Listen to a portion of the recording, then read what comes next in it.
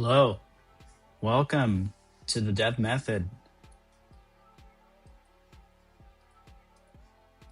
All right, we're ready to go. Happy Friday. Get your water, your coffee, whatever you got to get ready to learn. Take breaks if you need them. We'll be taking some breaks. We're going to be learning some more Rust today. We're doing 100 exercises to learn Rust. Let me show you a little bit of what that's all about. All right, so here's the drill. Here's what we've been doing. We've been going through these 100 exercises to learn Rust. The link is in the description if you want to follow along or see the repo. This repo contains a bunch of exercises, which is in the exercises directory. And the nice thing about this is that it takes you from, well, it does assume that you know some sort of programming, but it takes you from, doing ifs and conditionals and variables all the way to threads in the end, and then some async await at the end of our exercises. So we're over halfway through, but I did not create this repo. If you guys want to follow along, that is for you to do on your own or watch here.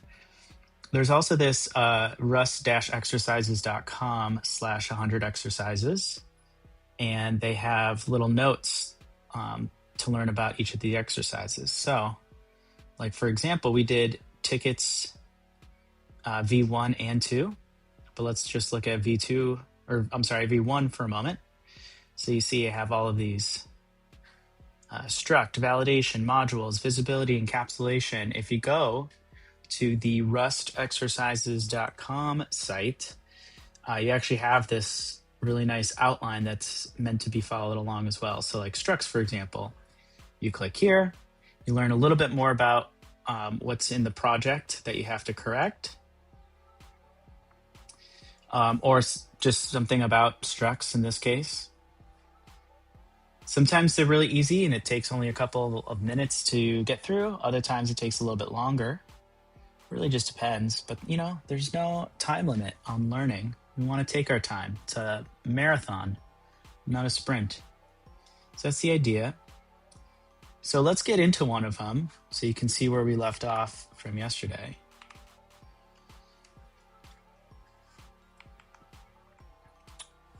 All right, so if I go to my repo. Okay, so this is the repo structure, but you're meant to go to exercises here, okay? Because then in exercises, those are the different sections or the different chapters to work on. We left off at, I think, tickets V2. Is that what we did? Let's see. No. We were doing ticket management.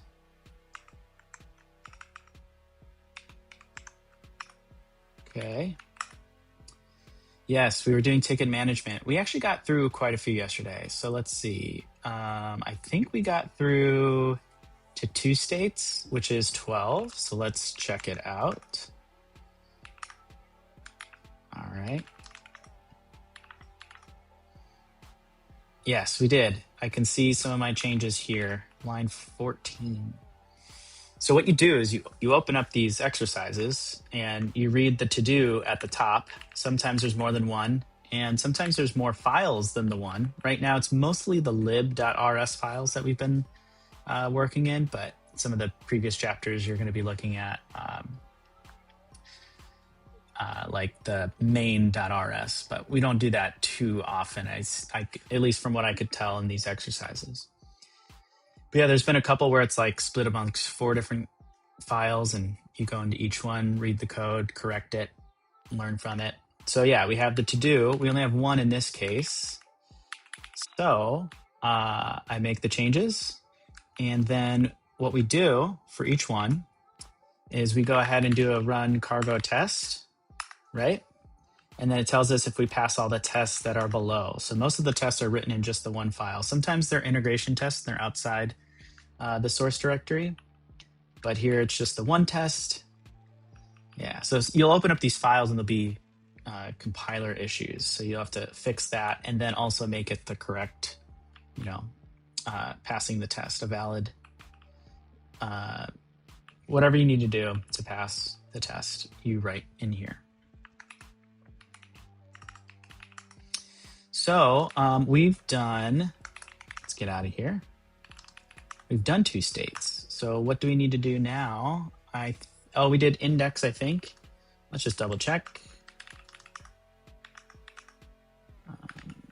Yep, we did that. So we were indexing.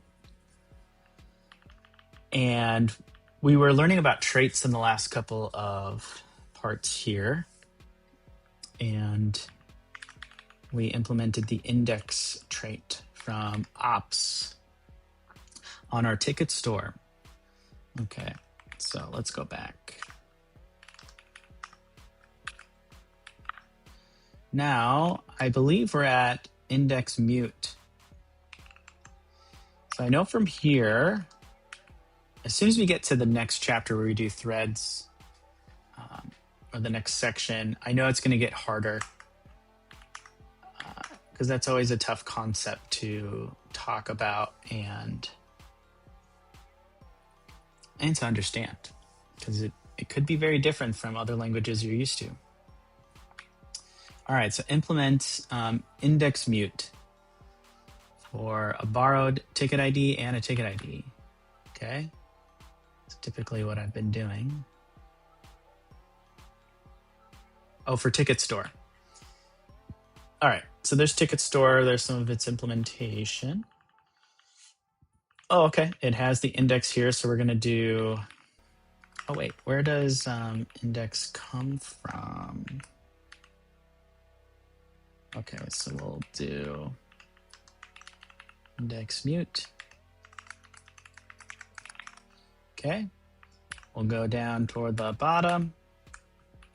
Okay, so we'll impl index mute for ticket ID on the ticket, or over ticket ID on the ticket store. Okay, let's get the placeholder in here, write my own to do, and let's do index mute for borrowed, or over a borrowed ticket ID for the ticket store. Okay, let's get our to do. All right, cool.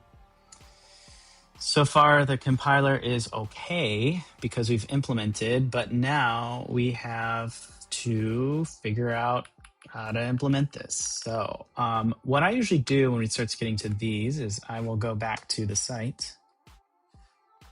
Let's take a look here, not at structs because that was a while ago. I will go to this chapter here, 614. So index is read only, but muting index is a write. Yeah.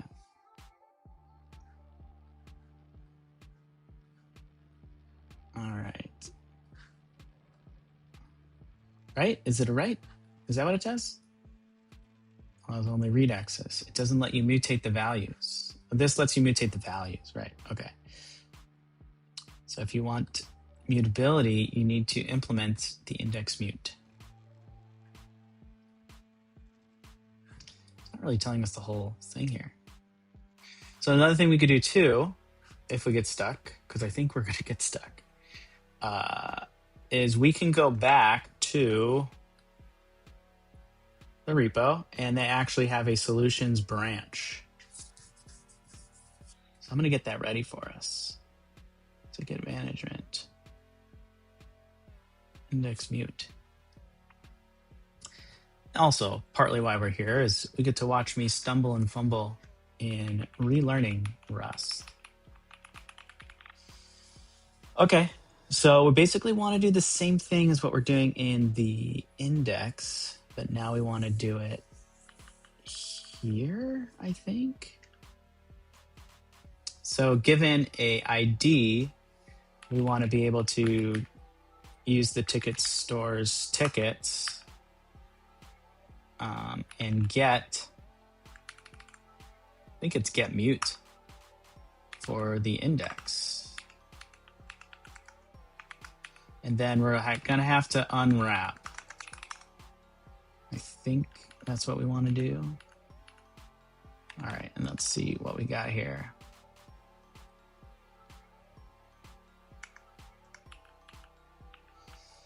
Okay, so there's a couple of ways we could probably do this. So yeah, they're using the find get. Do they have a get mute?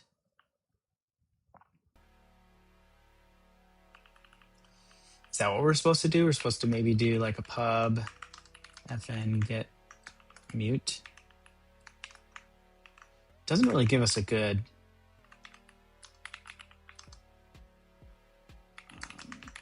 ticket ID. Here we go.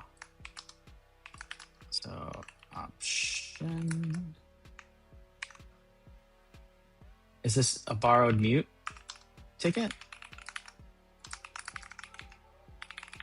Self dot tickets dot iter mute find. Okay, T for ticket. T.id equals ID. Okay, the compiler likes that. Oh, but we got some issues down below. Okay, so self dot get mute this way, and that works. So I think what we would do here then is self, and then is it the index unwrap? No. Is that how it would be? I don't know. Oh, let's see if we have any issues. We do. We have an issue here. What is this saying? Cannot move out of a shared reference. Do I write move here?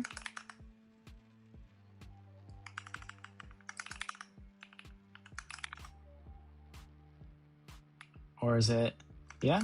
Does that work? Okay, no more errors. Let's review what we've done. Okay, so we said we want to get the ticket with this ID, which is this method here. Okay, so I said, let's do a find. And we're going to return a mutable ticket, right? Because that's what this is saying in this signature here. So as long as we return the ticket with the right ID, we should be good to go. Now, the only thing is that let's see, this method, this get mute, returns an option, whereas what we had before does not, needs to guarantee a value. So let's take a look at the test below. Okay, so here's our store. And then we're going to add a ticket to that store from a draft. Okay, import into a draft, which creates the ticket object. Yeah, here's the indexing. So you see that square bracket ID. Yeah, this guy. So that there is the ticket ID. And now we've got, I guess, a reference to a ticket. So you can check its title, that it's the same as the draft. And all statuses start with to do. So that one's there. Okay. But now, what about a borrowed mute of a store? So we have the store up here. But then if we want, whoops, the borrowed mute, so we can get a mutable ticket, we can change its status, okay, to in progress. And then we do the same operation we did a second ago. Here, I'll bookmark them, or bookend them. So it first starts with ticket. Then we mutate it by getting a mutable reference to that ticket. Is that how that's working here? Yeah. And then line 9, we're checking to see if it's in progress. So if it looks like we have constructed it the correct way, but let's see if the tests pass. I mean, it's going to do a lot of these asserts. Let's just see if any of the asserts stop here. Because it looks like it's almost the same thing here. Now we're just doing a referenced ID rather than an actual copy of the ID here. So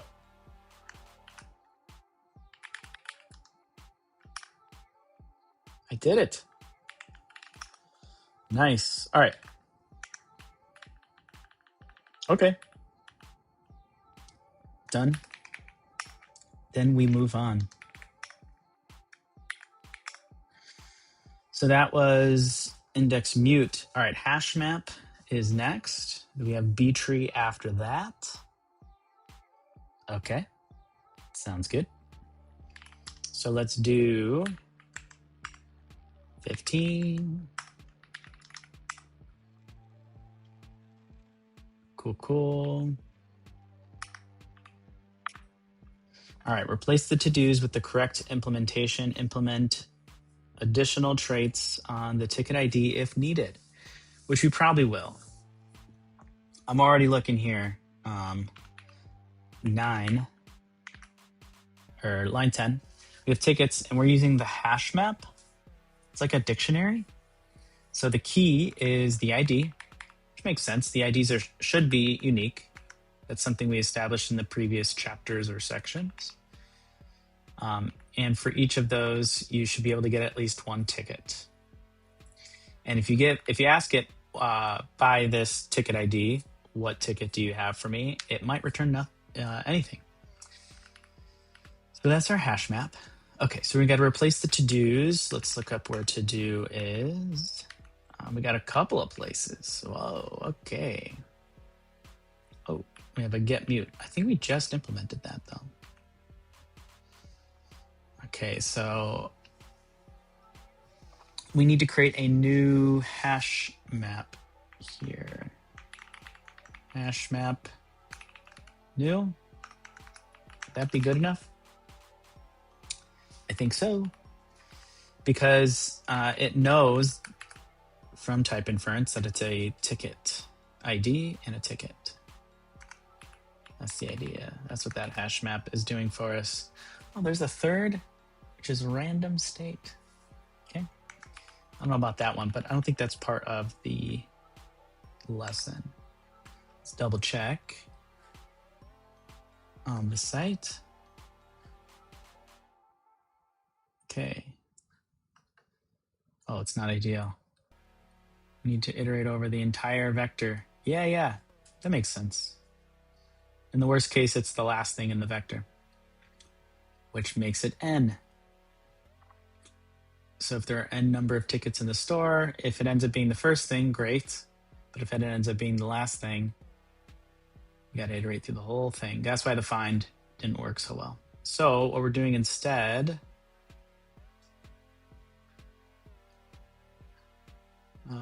mute. Yeah, and then here you insert, this is by string. And I guess string is also the value here too. Let's see, key requirements. Interesting, they don't show that third generic, but that's okay. Oh yeah, look at this. Equal and hash. These keys have to be equal so you can prove equality on the keys. They also have to be hashable. If you know anything about making your own hash map, that gives you the hash value. And then you need to also be able to compare the keys. But the values themselves can be anything, it looks like. And if you don't have a value, you get none. If you have a value, you get some V.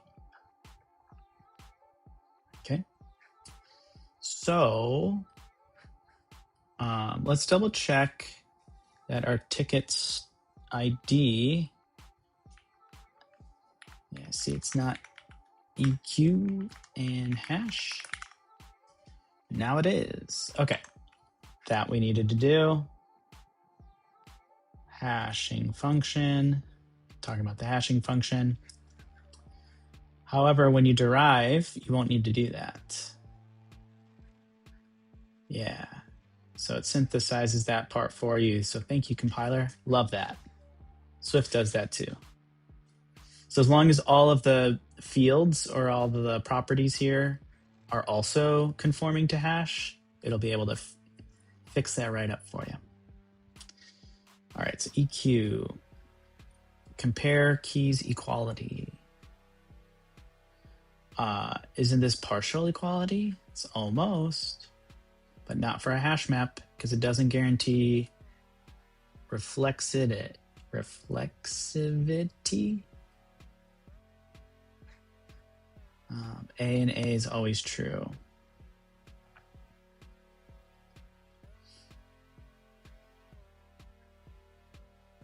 Oh, okay. So something about numbers that are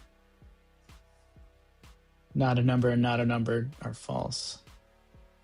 All right, so this is crucial for a hash map. Without it, you won't be able to retrieve a value from the map.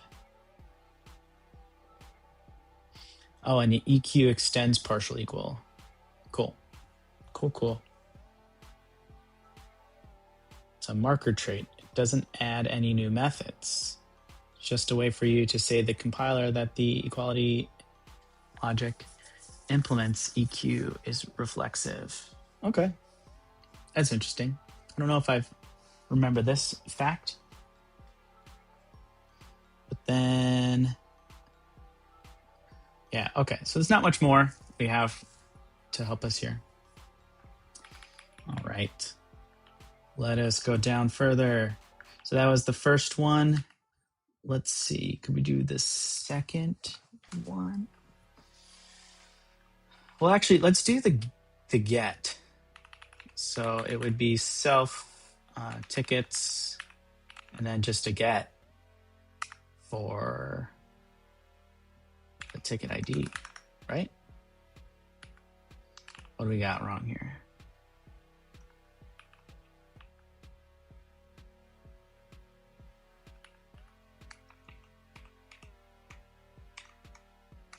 Like that? Yeah, okay. Because this returns an option? Yeah, get returns an option. And it'll be an option of a borrowed ticket. Borrowing the ticket. So that makes sense. But now we need to get mutable. So self.tickets. Is it get mute of an ID? But it's probably a borrowed ID because it doesn't want to consume the value. Okay. Yep. Yeah, that looks right. Okay, I think that's good.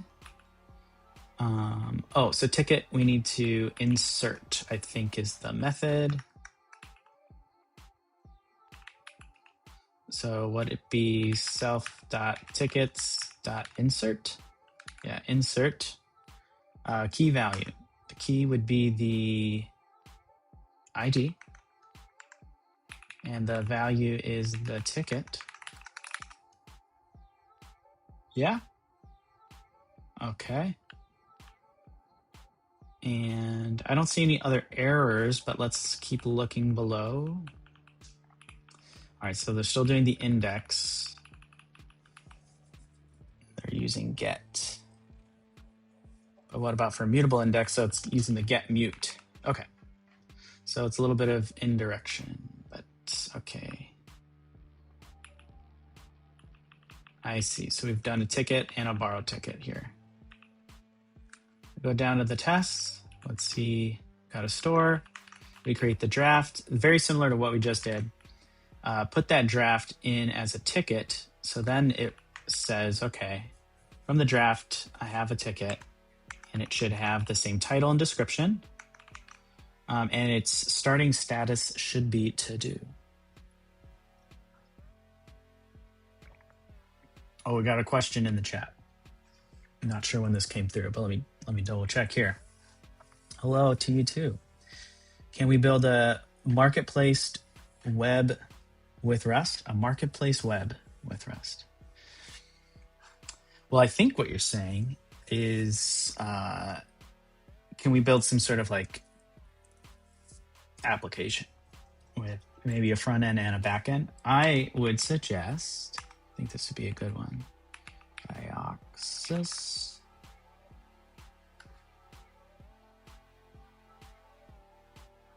Oh, yeah, is that the one? Let's go to its GitHub. Okay. Yes, this is the one.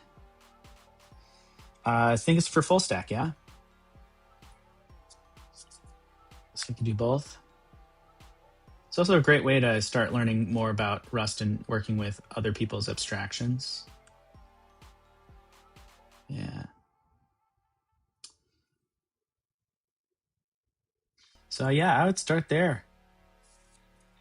That's one way you could make that. Another one is Turi, but I believe Turi. So I used some web technologies with Turi. I used U, which is like React, but written in Rust. So it has like hooks, like use state, stuff like that. But yeah. Oops, sorry, let me go back. This one's like building a web app in a native app. So a native desktop app is what I did. That's another way to do it too. So yeah, I'd use one of those.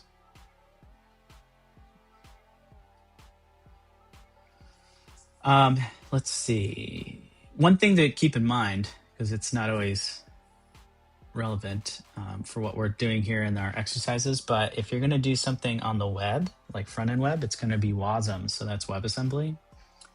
And there are some things that do not work normally as you'd expect in WASM for Rust. But I guess you'd learn that if you try it out. Okay, let's get back to here looking at the test. So we created our draft, we added the ticket. The ticket we got back does have a status of to do. That's what it's trying to assert.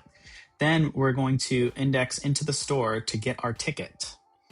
And when it does this, this is calling this guy here,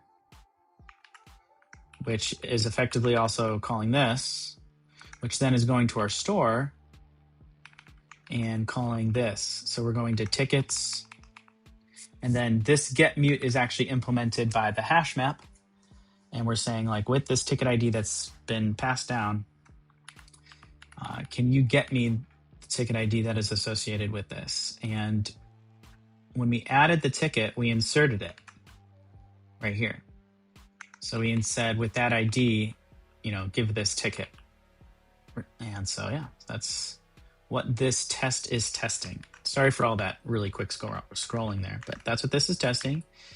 We're mutating that ticket in place. And that means if we ask for that ticket again, we should be able to get the status as being in progress. And this is all possible because we said that this is a mute store. So if we took this away, we get some errors. Yeah, so like here, add ticket. Why I wouldn't be able to do add ticket? Because this is an associated function or like a method for only mutating stores. So that is the idea. So I'll keep that there. All right, if we did this correctly, the test will pass. We did it. Nice. Okay, now we're moving on. Where are we at for time? 30 minutes in. All right. We're going to be doing a B tree next. Hope you guys like B trees. So B tree is like a little graph. Like you might think of it as like a binary tree, almost. So yeah, let's take a look. Actually, before we move on to the next thing, let's look at what they say about B trees and what we need to know for the next exercise. Yeah, so ordering. So if you're going to be having a bunch of elements, instead of hashing them and putting them into some sort of data structure to store the elements of which would be the tickets, now you're putting them in a tree where there's going to be these operations that sifts through the tree to either insert or to remove, to find, and it needs to be able to compare the tickets. Is what I think we're going to be doing. So moving forward, from vec to hash map, we've improved the performance, constant time performance. Just given an ID, give me the ticket. It's not all roses though. When iterating over a vec back stored, we could be sure that the tickets would be returned in an order. Yeah, that's actually a good point. So in a vector, the first thing you inserted, that's the first element. And then if you keep adding in a particular order, that's the way that they're stored in that vector. But with a hash map, there is no ordering. So yeah, you don't really preserve the order. It is actually technically a random order. All right, so we can recover consistent ordering by switching from a hash map to a B tree. So we'll have to sacrifice our constant time lookup in order to get an order. But it won't be as slow as what we had with a vector. That's the idea. All right, so, and that's data structures. So let's see. This is useful when you need to iterate over the entries in a specific order or perform a range query. Yeah, like the IDs between 10 and 20. All right, just like hash map, you won't find trait bounds on the definition of the tree, but you will on the generic types, so the key. So the key has to be ORed. So I'm assuming our key is still the ticket ID. ORed looks like it also implements, or it requires you to implement the equal and partial order. Yeah, and then you do CMP, so compare. So this is like comparable in other languages. I think that's what the protocol or interface is called. Yeah, and then you get an enum out of it, this ordering enum, which is either less, equal, greater. Yeah. And let's see, then there's also partial ordering. So you get an option of ordering out of this. And this is basically saying that two values can't be compared, is what that's saying.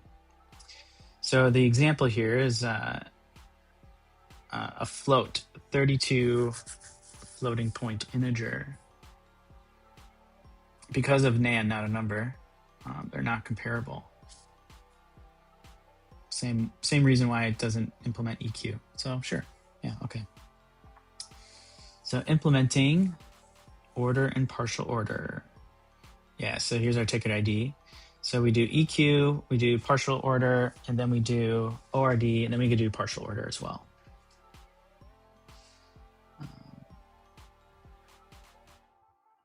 If you choose or need to implement them manually, be careful.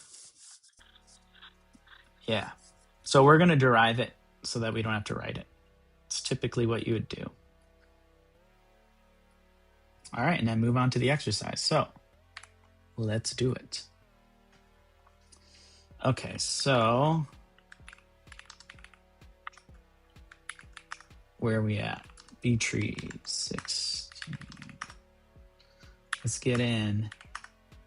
All right, here's our to-do.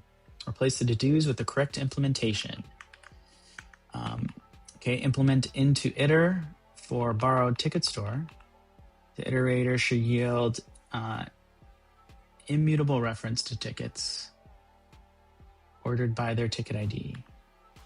Yeah, okay, so given a ticket ID, give me a ticket. Implement the additional traits on order ID if needed. Yeah, we definitely know we need them. EQ, ord, partial ord, because we just read about that. All right, here's our B tree. Yeah, our little tree. Looks like this is the key. Oop. That's the key. Let's take a look at it. Oh, A is the allocator. Nice. Okay, so what do we got here? Let's keep going down to do. So I think here, very simple B tree map new. We did it. And because of type inference, once again, it knows that it's a ticket ID and ticket. Cool. All right, and then we're gonna have to insert into the B tree. And what is it insert? Is that the operation? Stuff.tickets dot, is it add? No, insert.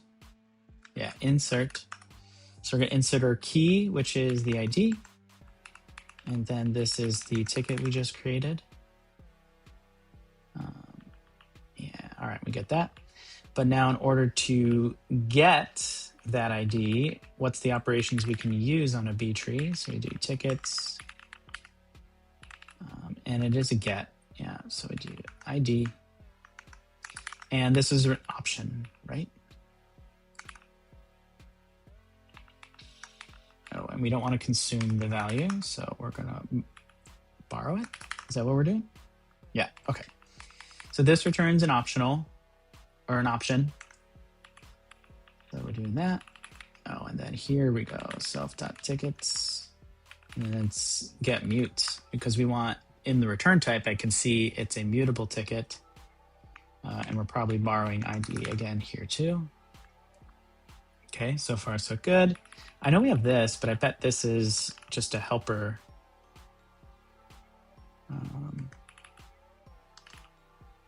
Yeah, okay. Let's keep going down. It said into iter was the other thing. Yeah, so that's the other thing we gotta do here too. So let's go back to the top. Let's read this. All right, into iter for a borrowed ticket store. Okay. So I'm gonna do it down here. Implement into iter for borrowed ticket store. Boom. All right. So I think that would be self borrowed self, yeah. Be self tickets dot into iter. Like so. Oh, let's see. Not all traits are implemented. All trait items. Okay, so there is, let's see. Do they show the associated types here?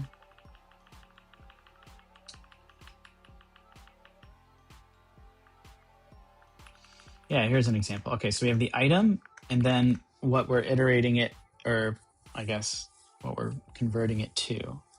So we're gonna need those two. Okay.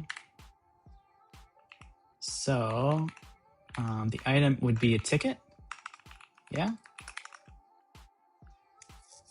But then let's see.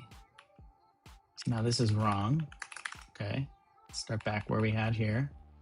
This is wrong because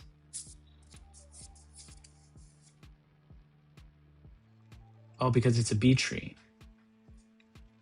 So yeah, what would this be then? B. Okay, let's put vec back, because that's what their example had. So is it maybe collections? I don't know. I'm not sure what module we should be referring to. Let's go back. Whoop, gotta go further down. Hold on. We're almost there. All right. I know we're jumping around a lot.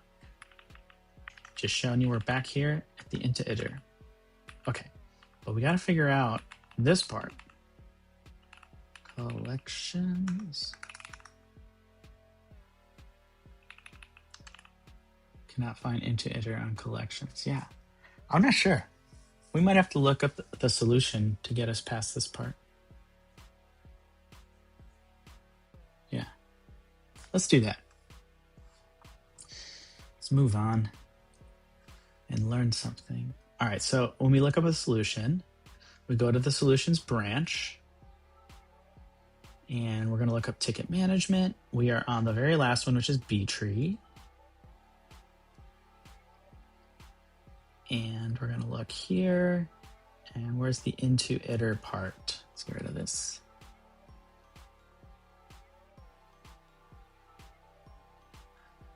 Oh, here we go. Oh, okay, so there's a module B tree map and then values. Interesting. All right, we might have to come back to this lifetimes thing. Okay. So we have B tree map values. And then it was ticket ID and ticket, which was that. We should have a different issue now. And then this is saying missing lifetime. So here we go with the lifetimes. Oh, undeclared. Yeah, so I missed this last time. So it goes here. It's not on the into iter part. It's on the implementation, whatever we're implementing right now. So like the ticket store. So I think this means ticket store is there. I think this has it as well. Yeah? No. Something is missing. We're going to have to go back. On the ticket. Yeah, okay. So on the ticket. Is it just that? Oh, it's a borrowed ticket. Okay. But yes, then I did see that this part, self.tickets.values, which makes sense because we got values here. So yeah, it's just get all the nodes in the tree and whatever their value is, hand them back to us.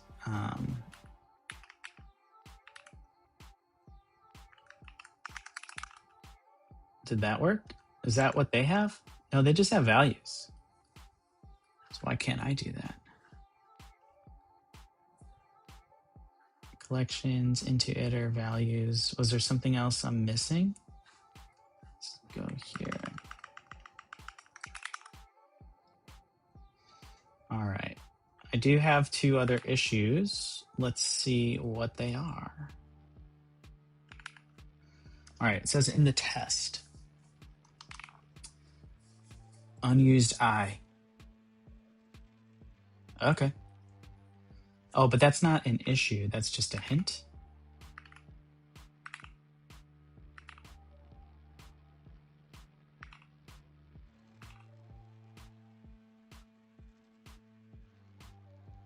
Where are my errors?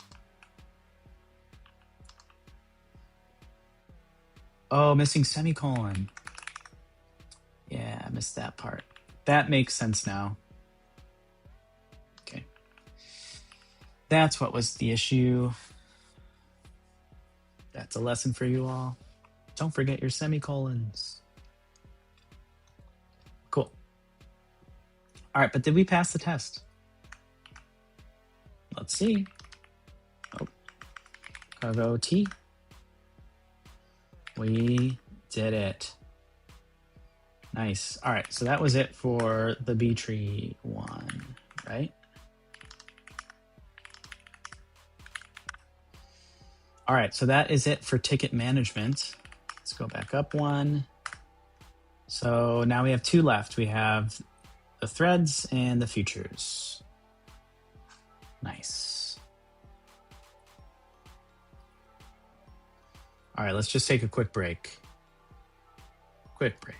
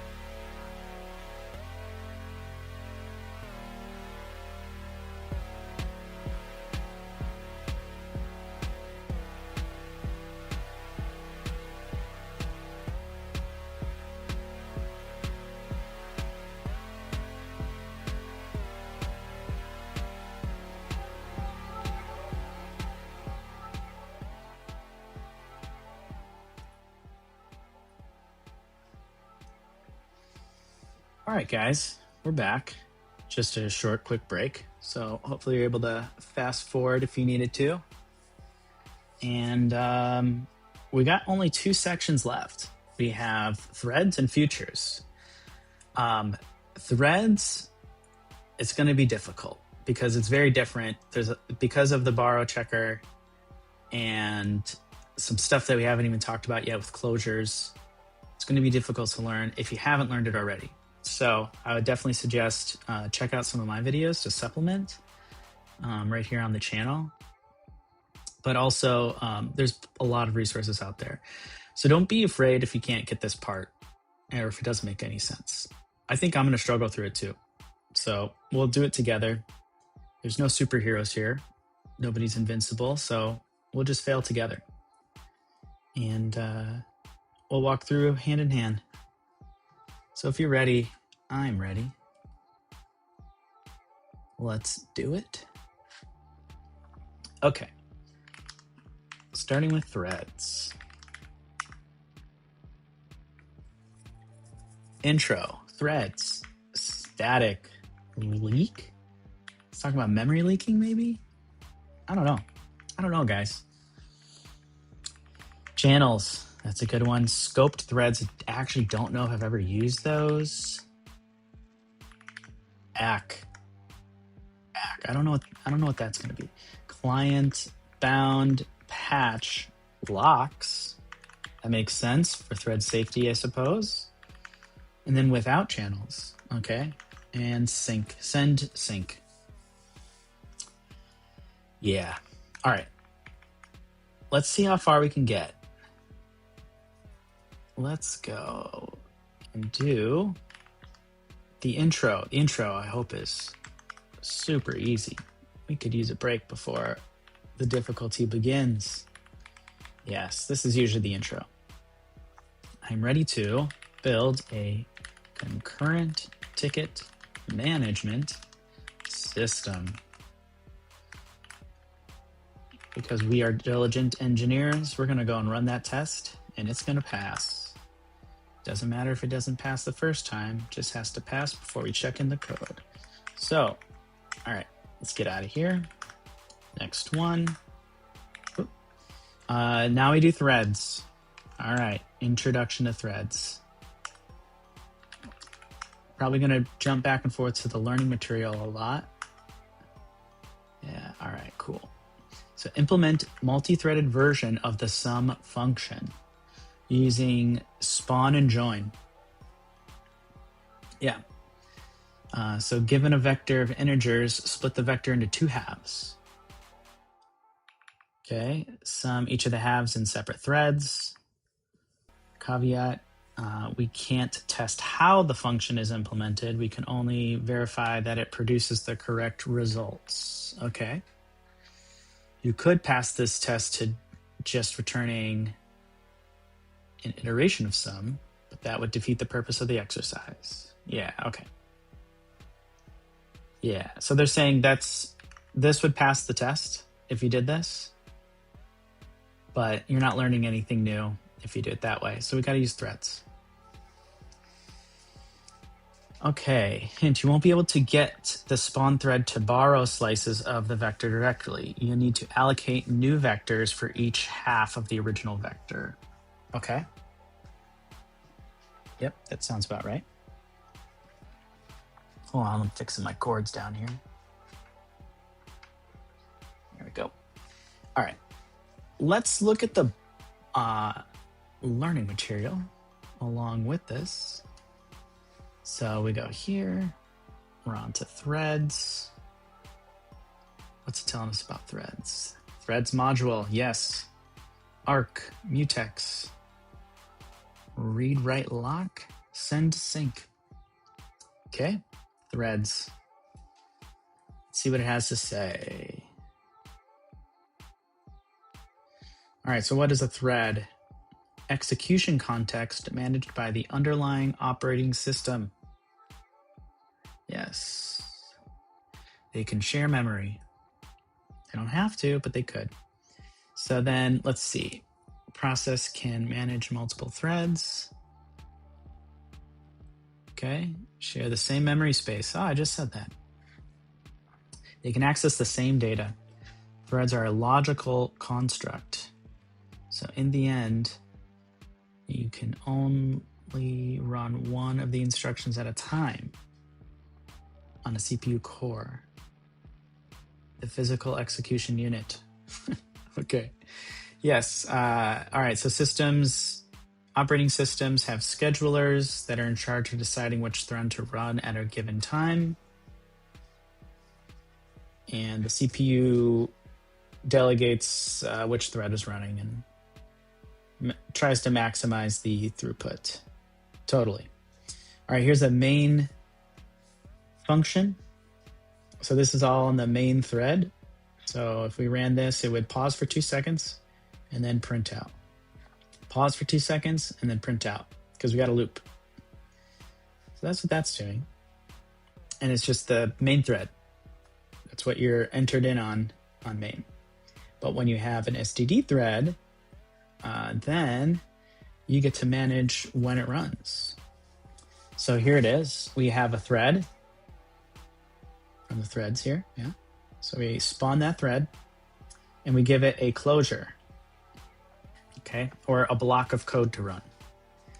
And we're going to do the same thing we did above, which is what this is showing here. So we have a loop and it'll pause for 1 second, print the message, then pause for 1 second, then print the message. It's just going to always do that. And at the same time this is happening with this thread here, we have another loop going, and every 2 seconds it's going to do this main thread. So this is from the thread and this is from the main thread. It's saying you could try this in the Rust playground if you want to see how that works. Cool. So it'll keep going forever because we're just using loop. But we're going to need this part here, I believe, because we want some sort of value out of it. So we got to terminate the process somehow. So let's see, we got our loop again, every 1 second print from the thread. And then we have a thread here for 5 seconds, but then it exits. So it has to tear down the thread. Yeah. Okay, process will exit. This is what we want. We want to join. So we join, and then we get like, I think it's an option or it's a result type, one of the two, probably a result type. And we either get a value out of it or an error. Here, we're not checking for the error. But yeah, that's what we're going to do. So we'll look for that, see what it's going to return. So let's move on. Okay, so the hint is you won't be able to get the spawn thread through borrow vector directly. You need to allocate new vectors. Yeah, we did that. Okay. So let's make a T1. That's our thread one. Thread spawn. Okay, let's get some code in there. Right? Print thread one. Whoa. Okay. don't need that. There we go. Wow. There we go. Okay, thread 1, and then we got thread 2. Spawn.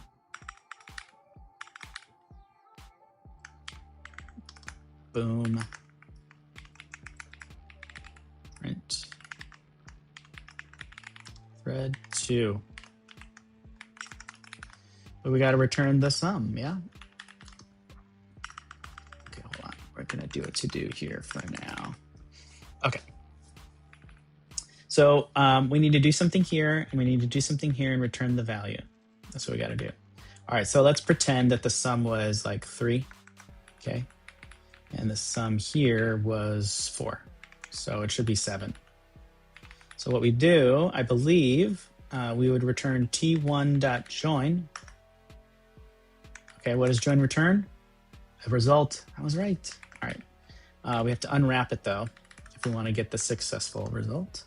And since it's a sum, we're going to plus. Actually, I should do it maybe this way. So R1, so result 1 from T1. Join. Unwrap. Then R2 from T2. Join. Unwrap. Okay, return. Yeah, return R1 plus R2. That's what we're going to go for. So the last thing to do here is the part that's not the threads, which is we got to split this in half. So what would we do? We do like, I don't know, x is the len of this divided by 2. So that gives us a U size. And so let's get, we'll do V1 for the vector, the first part of the vector. And that will be 0 through x. No, excluding x, yeah. And then let V2, it's going to be V x through the end. Yeah. And why are we angry about these? Because they're not used? Not be known. Yeah, we're going to do this. Vec new. Can I do that? Oh boy. How am I going to get 2 new vectors? I didn't think this would be the hard part. Okay, this function takes 0 arguments.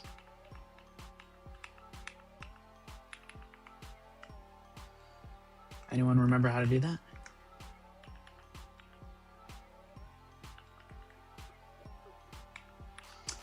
Probably v dot something.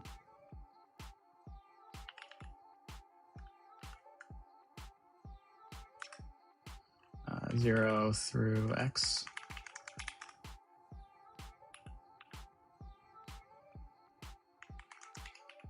Unwrap. Let's see. Get x through the end. Unwrap. Yeah, all right. Let's do the first one. v1.iter.sum. And then here, very similarly, we do v2.iter.sum. We're going to have some issues with this, yeah? Yeah, because we have to move them in here. So we're not going to use them anymore after that, right? Move.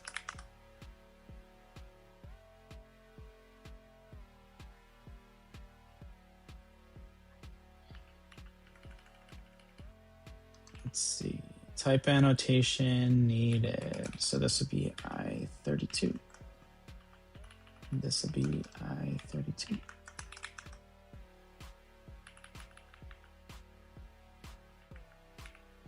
Can we do vec I32 here? No, we can't.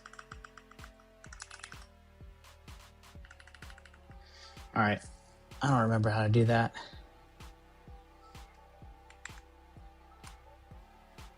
Totally fine. Totally fine. Let's go to our solutions.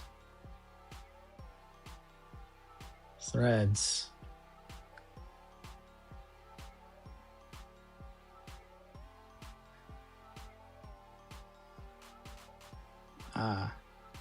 Split at. All right, so we have a way to do that. Oh, and then to vec. Yeah. Okay. So, okay, never mind. Let's see. Can we do this?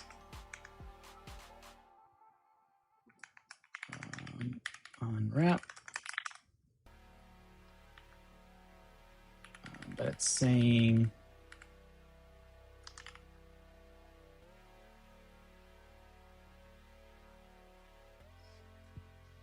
because it's borrowing. So yeah, so let me get rid of this. So we got v1, v2. It's going to give us a tuple back. Split at. Oh, but they are borrowed. Okay, let me go back. Okay, unwrap to vec. Yeah, okay. So they were arrays. Now I'm converting them to vectors. Another thing you could do here too, just to show you. Didn't quite have to do it this way. I could have done them in 2 lines like this, I think. Yeah. But it's not mutable, so I can't do it quite like this. But it's basically saying like this will be out of scope. Override it with this one. I'm going to do it that way. v2.toVec.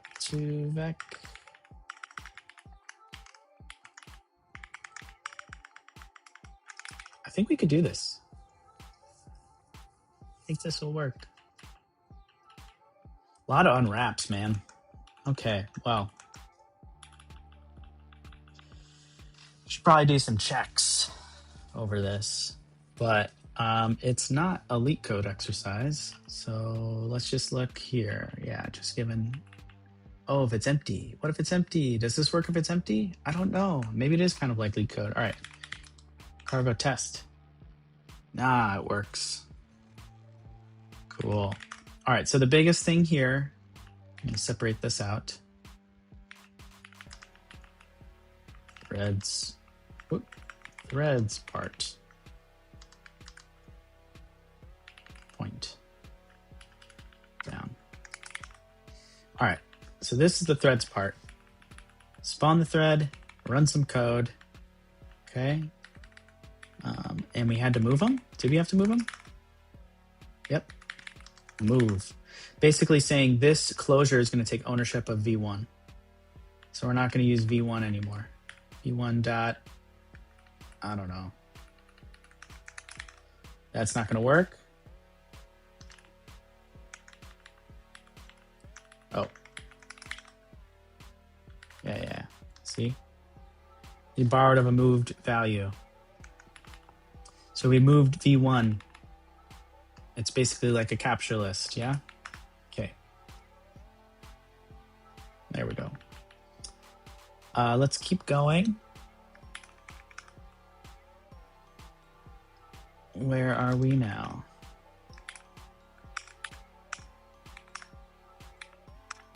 Whoop. Okay, so now we're at static. what do we need to know about static? Given a static slice of integers, split the slice into two halves, sum each half in a separate thread. Do not allocate any additional memory. Okay.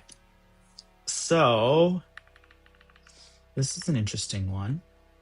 Let me take a look at what it thinks it's going to say about the static lifetime. So it is a special lifetime. That means for the duration of your program running, I believe. Yeah, so like if you've borrowed a slice from a vector, probably got a compiler error like this. Borrowed value does not live long enough. Yeah, I think we saw that actually for a second. Okay, argument requires v is borrowed for static. Okay, so that's talking about this guy that got passed in. V needs to be static. All right, a thread launched via spawn can outlive the thread that it spawned in it. Yeah, so like you spawn something from f, the function f, but then within that spawn, you spawn another thread. So this can outlive this, is what it's saying. The way it's written, that's how it would work. Okay, so in this example, the first spawn thread will turn a spawn child thread, print a message every second. The first thread will have finished an exit. When that happens, the child thread will continue running. Yeah, for as long as the process is running. So yeah, it's kind of like abandoned. Got to clean it up. All right, so static lifetime. All right. Outlive the thread. Run until the program exits. Okay. You must not borrow any values that might be dropped before the program. Violating this constraint will expose us to use after free bugs. Okay. Yeah. That's why the spawn signature requires that the closure passes to it is a static lifetime. I see. So that closure that we give it is of a static, whatever you return from it, I guess, is of a static lifetime. Okay. It's not about references, all values. Okay. Give me an owned value. Give me a reference that's valid for the entire duration of the program. That's what static is saying. Let's talk about the second case, references that are valid for the entire duration of the program. Okay, that's what I was thinking. Yeah, so like a constant up here. So most common use cases, reference of static data, such as a string literal. So like this is at the parent level of your module. It's essentially that. Okay. Stores this inside your executable. Yep, a read-only segment. That's correct. Furthermore, you can read here. All right, we might have to read more into the solution because I believe what we did here was x is the slice dot length divided by 2. Then let's get a v1 and v2 slice split at, just like before, split at that midpoint x.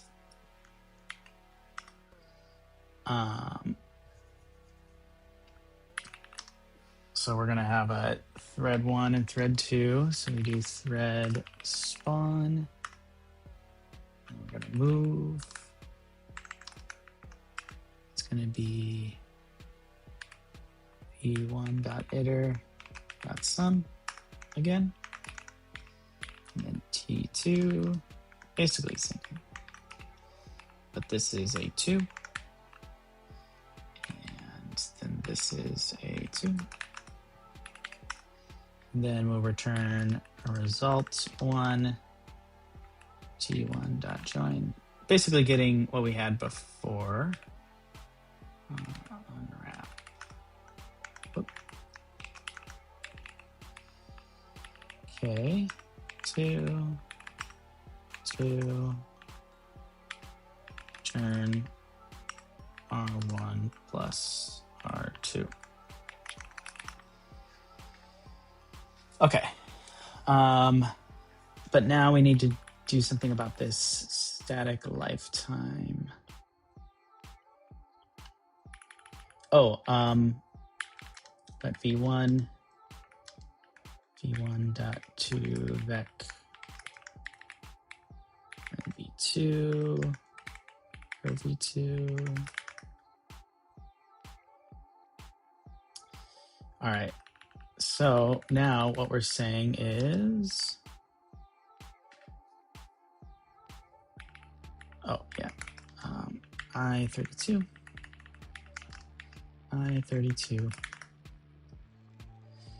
So that's what basically we had before, but now given a static slice, split into two halves, sum each separately. Is this, I mean, it's the same thing, I think, right?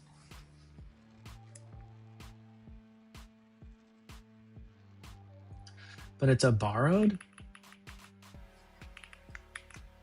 Yeah, so it's like instead of a vector, it was an array. We still use split at, which basically kind of gave us the same output as before. So I think it is the same, but I think it's just talking about how, yeah, I don't know. Let's look at the solution.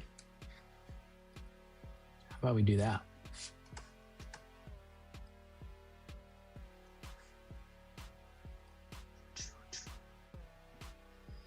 All right, looking at the solution for static.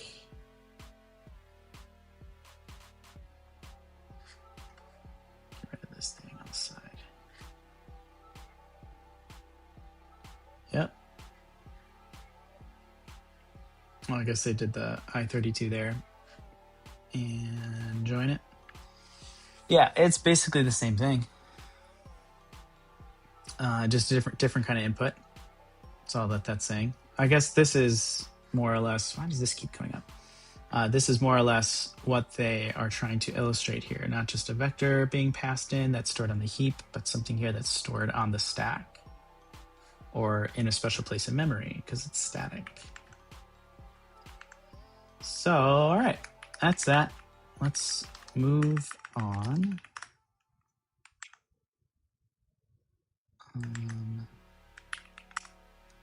So that was static leak. I'm curious what leak is all about. Given a vector of integers, leak is heap allocation. Okay. Then split the resulting. Given a vector of integers, leak, it's heap allocation. Okay. Then split the resulting static slice into two halves and sum each half. Yeah, okay. We're doing the same things we did before. Let's get that part going then, I guess. T1. Yep, thread. Spawn. 2, 3. We'll do thread 2, which will return 4. And then we'll do R1 T1.join.unwrap.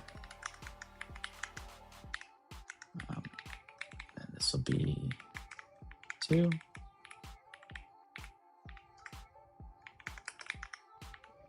And it'll be R1 plus R2. That's basically it. But now we need the stuff before.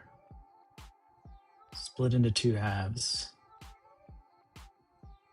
But we need to leak. Check out vec leak. All right, we might have to do that. But let's see what it's trying to teach us here. Leaking memory. Okay. Main concern about passing around references to spawn threads, so the vec in this case.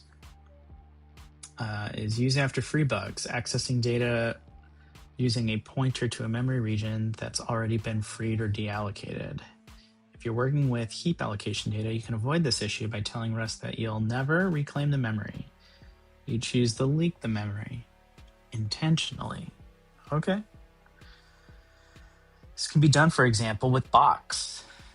So box, create a new box. Box is stored on the heap, so this would be a U32 stored on the heap. Kind of like our vectors storing I32s right now on the heap. And then, okay, box has a different constructor for leak. So you leak the box. Tell Rust that you'll never free the heap allocation. So you never free this. Interesting. Okay. Data leakage is process scoped. So leaking data is dangerous. Yes, I would think it is. If you're leaking memory, eventually run out and crash. Yeah. Okay, that makes sense. Yeah, keep looping over this and keep allocating and keep leaking every time you do that, meaning like it never, like when this value gets dropped, the memory is never reclaimed. At the same time, value in the leak method is not truly forgotten. The operating system can map each memory region to a process responsible for it. When the process exits, the operating system will reclaim the memory. Yeah, so like if this whole program gets torn down, the operating system will reclaim that memory. That totally makes sense. It's what operating systems should do. All right, keeping this in mind, it could be okay to leak memory when, it's okay. The amount of memory you need to leak is bounded, known upfront. Okay, so like you want to allocate this much upfront, and you never need to reclaim it until your program is destroyed. Okay, so your process is short-lived, and you're confident you won't exhaust. Okay, yeah, I guess so. Yeah, because heap allocations are costly. So like every time you allocate more memory, that's costly. Same thing for freeing then. You have to just mark it as a freed memory region, but allocating more, you might have to resize your heap allocation for your application. So this is saying, hey, we have this bit of memory, or at least what's saying it's okay to do here. We have this bit of memory. We're never going to free it. We're not going to want to. Yeah, so that's the idea. So that I guess threads can keep running in the background on that bit of memory. So it wants us to look at vec leak. That's what that was saying. Okay. So if I do this leak, or is it vec leak?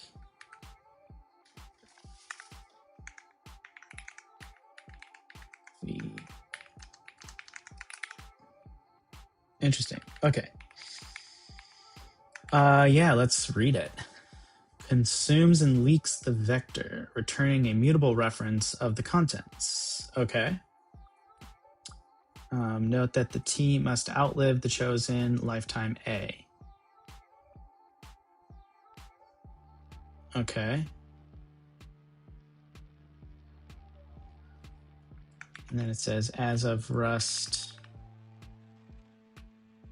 157, this method does not reallocate or shrink the vec. So the leak allocation may include unused capacity that is not part of the return slice. Okay. Mainly useful for data that lives for the remainder of the program's life. Yeah, we kind of learned that. All right, let's look at its usage. Oh, I created a new vector from self. Oh, okay. That's not how it's supposed to be used. So it is supposed to be used v.leak. And it knows it's, there we go. Okay. Let's,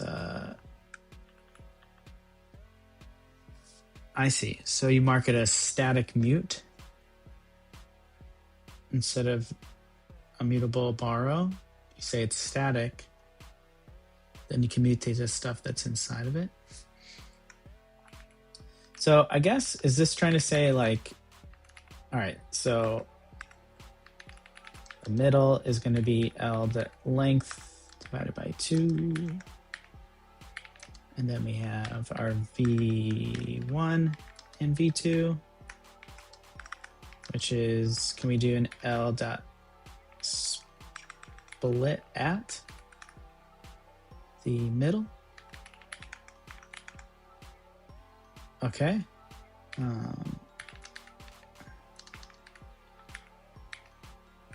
To vec. I think this is what we're supposed to be doing. It's basically the same thing again, but I learned a little bit about leak. Then we're going to move, and what it's going to be v1 iter sum v2 iter dot sum, but move it in there.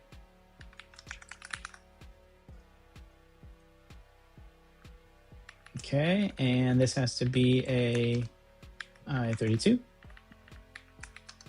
I32. We in? I think that's what they want. Let's run it just to be sure. I'm sure this is it. Yeah, that works. All right, but let us look at the solution. Let's just see if there's anything else we can learn from the solution. Leak. Okay. Middle, got the 2. Oh, interesting, they did an into iter. I don't think that matters really.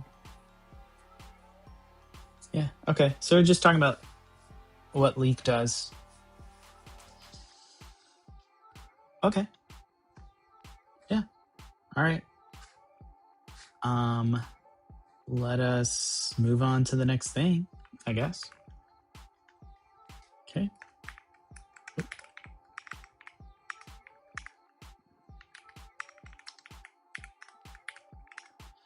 All right, so that was leak. Let's do scoped threads.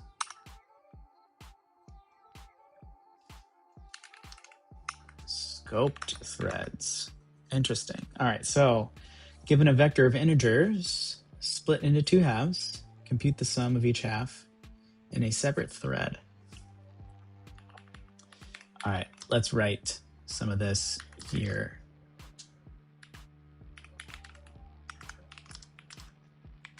Okay. V1, V2. Split at M. Then we have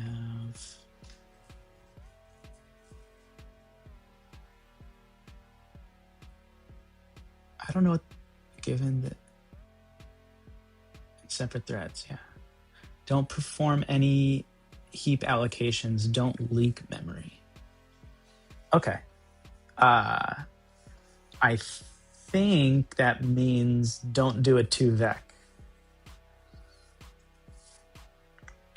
So I think it means this 2vec. Do not allocate more memory. So I don't think we want that. I think that's what that does. But I don't know about scoped threads. Let's go to scoped threads. What do you want us to learn about scoped threads? All right, so all lifetime issues we've discovered so far have a common source. The spawn thread can outlive its parent. We can sidestep this issue by using scoped threads. Spawn threads can outlive its parent, but not with a scoped thread. Okay. So they have a vector. They got the midpoint. And then you do this. Oh, and then the scope spawns. Scope spawn. Yeah. So that's like the split at that we're using. Okay. So I'm guessing that means since V is allocated, passing it in here. So you got the first, you got the second. Okay. I don't see a move though. So that's interesting. So let's unpack what's happening. So scope creates a new scope. Takes a closure as input with a single argument, the scope. Scope spawns. So scope has a spawn method, just like thread does. Unlike the thread spawn, all threads spawned using scope will be automatically joined when the scope ends. Okay. Yeah. All right. So like these here, we had to do the join, but a scoped one automatically writes this code for you, basically.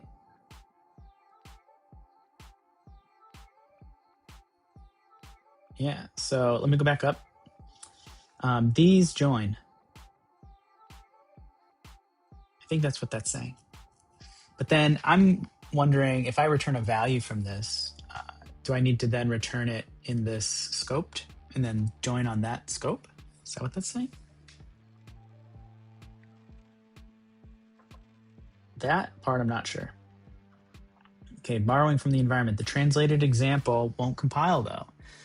Compiler will complain that, yeah, the borrow V can't be used from the outer thread since its lifetime isn't static. Yeah, okay. That's not an issue with the scope. So you can safely borrow from the environment. In our example, V is created before spawning points. Yep. You only be dropped after scope returns.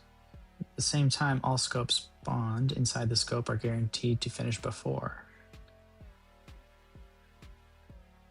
The compiler won't complain. Yeah, but how do I get the values out of this, right? So, okay, so I'm not going to do that, right? But then I'm going to do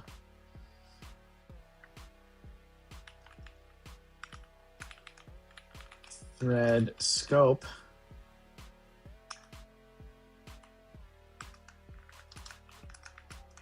Right? Oh, and then this is a scope. So scope dot, no, spawn. No, yeah, it is dot. Okay, spawn. Okay. That'll be the first one. And I want the second one. So I want to do v1 iter sum. And then I want v2 iter sum. Does that work? Yeah, see, I don't know. Okay.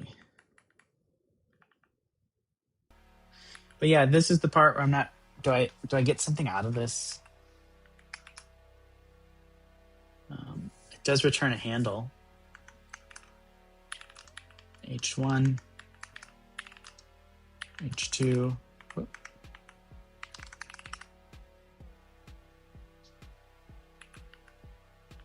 Okay, H1 dot result. Do I have to do on unwrap? I don't know what to do. Okay. Yeah, I don't know a scope spawn. So let's look up the answer. The solution branch. Good thing we have these solution branches, right?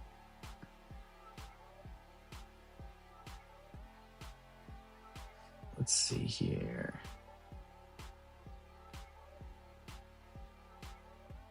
Left and right. Oh, I see. They're doing the type through here. Oh, and then you do join. You still join. Yeah, okay. Oh, and I see. And then this is going to return as well. So this is what we got to do. So it's going to be h1.join. Yeah, so we do have a join. We have to unwrap. Unwrap plus h2.join.unwrap. And I think it will get the inferred I32 No, doesn't. So that they use the Turbofish I32 here. That works.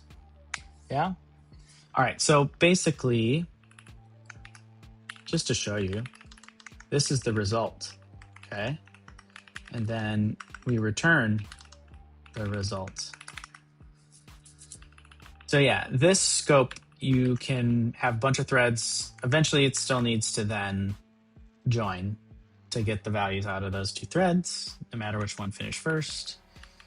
Both have to finish. And then we're unwrapping. And that is because it's a result type still, okay? Slightly different return. So instead of a handle, it's a scoped handle, a scoped join handle. So you join on it, get the values, return it. And so then that makes this input, you pass it a function of f. F is for this scope, a run once function, okay? Yeah, returns type T. Yeah, which then eventually returns type T here. Okay. Okay. I mean, that makes sense to me. I'll do it like this because that looks a little bit better. All right. Do we pass the test? Hardware test. We're in. Okay, let's move on.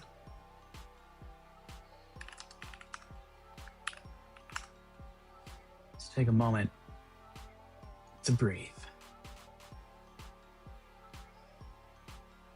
All right, take a sip.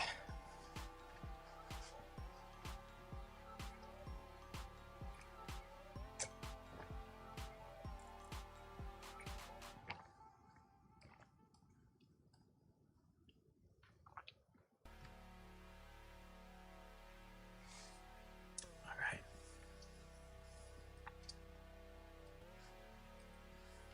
So how are we feeling about threads so far? Looks pretty easy. I mean, I guess. We're just unwrapping the values. I guess we're just always assuming that we can calculate something there. Might be okay, might not. You know, the OS could blow up on you at some point. You run out of threads. So that could be an issue. So the unwrap is going to crash your app. I don't know if that's what you want to do. Yeah, usually don't do unwraps, but it's just an exercise, right? So we're just learning. Okay, let's move on. Let's move on. Let's move on.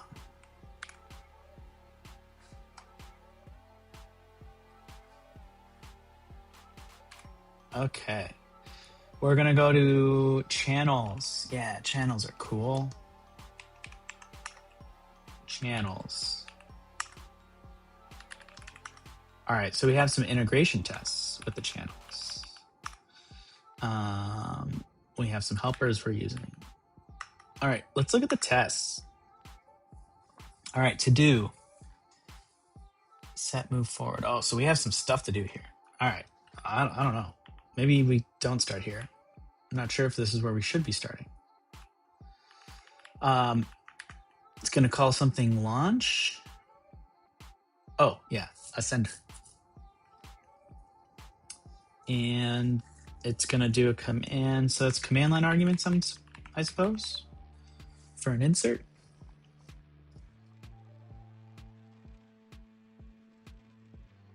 Give it a ticket draft.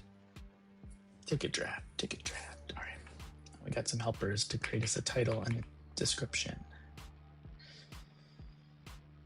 So if the thread is no longer running, this will panic. Okay. And then this is just assert true or false. There's very little that we can check automatically in this exercise, okay? Since our server doesn't expose read actions, we have no way to know if the inserts are actually happening. Yeah. And if they are happening correctly. Okay. We have some to-dos in there, so I'll remember that. But let's go here to lib. All right, here's a to-do. Okay, we have to do an insert. What are we inserting?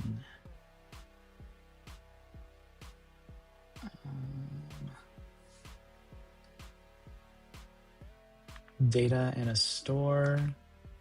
Okay, let's look in the store.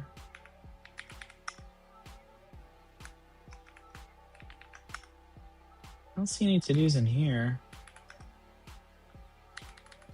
No to-dos in here. But what are we inserting? All right, I'm a little lost on this one.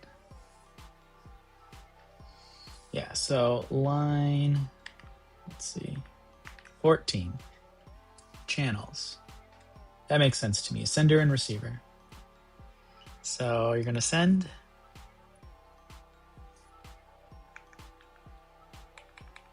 What is this server? Oh, it's this function here.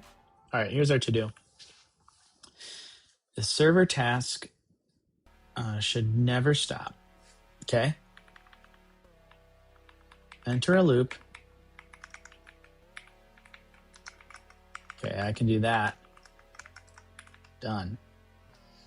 Wait for a command to show up in the channel, then execute it.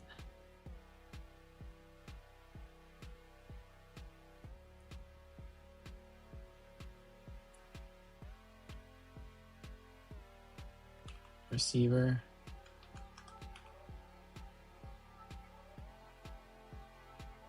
Receive?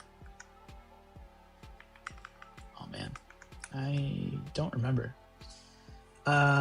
It's a receiver of a command, and the command we have defined up here, but I don't know what we're inserting. I guess let me go back to the test. You're inserting a ticket draft. Okay. Ticket draft. Whoop. Like so. You have a code action for this?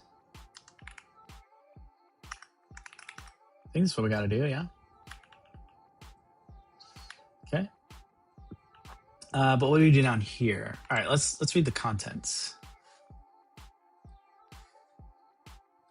of the chapter. Channels. Okay. All our spawn threads have been fairly short-lived so far. Yes. So for ticket management system, we want to do something different, a client-server architecture. All right. One long server thread running. Okay. You have multiple client threads. Okay. Send commands and queries. So far we have an insert of a ticket draft. In order to change the state. Yes, that's correct. Okay, so the communication. So far we've only very limited. So we spawned a thread, borrowed, consumed the data from the parent context, spawned a thread, returned the data to the parent context with the join. Yep. It's not enough for client-server design. Needed was send and receive data from the server after it has been launched. Solve this using channels. Yes, so here it is. It's std sync MPSC module, right? There are two channel flavors, bounded and unbounded. We'll stick with unbounded version. We'll discuss the pros and the cons later. Okay, cool. Yeah, so you make a channel, which we did. We do have. Here it is, channel.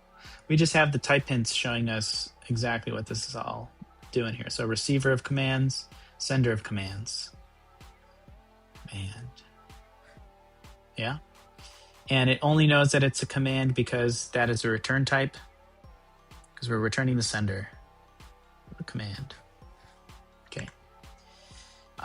Sender and receiver. You can call send on the sender to push data. And you can recall receive V. Okay. Multiple senders. Sender is clonable. Yep. Receiver instead is not clonable. Single receiver. producer, single consumer. So multiple producers. So the sender is a producer, but the receiver, one consumer. Producer, consumer. Yes. Message type. They're generic. Yeah. Errors. They can fail. Okay. So if the receiver has been dropped and the channel is empty. Okay. Okay, in other words, send and receive errors when the channel is effectively closed. Okay. So when we close, we get the error. So what does that mean? So receiver dot receive. And what do we want to do? So we want to enter loop, wait for the command to show up in the channel, then execute it.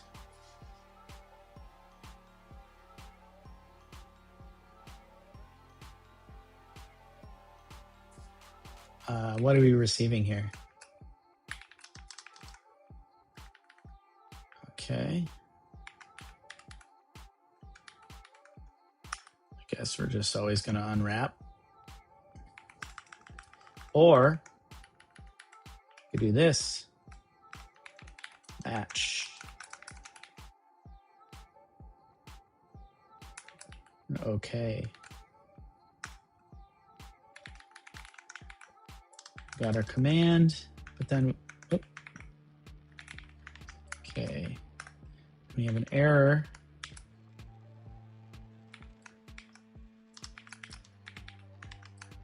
I don't know what to do there. All right, we got our command. What do we do with our command?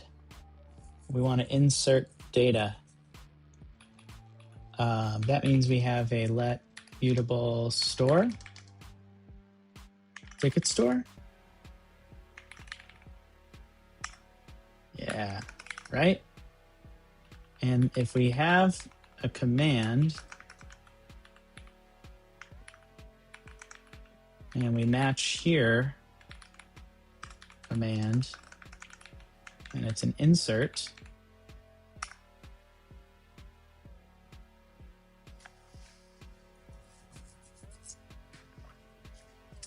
is that what we're supposed to do? Draft.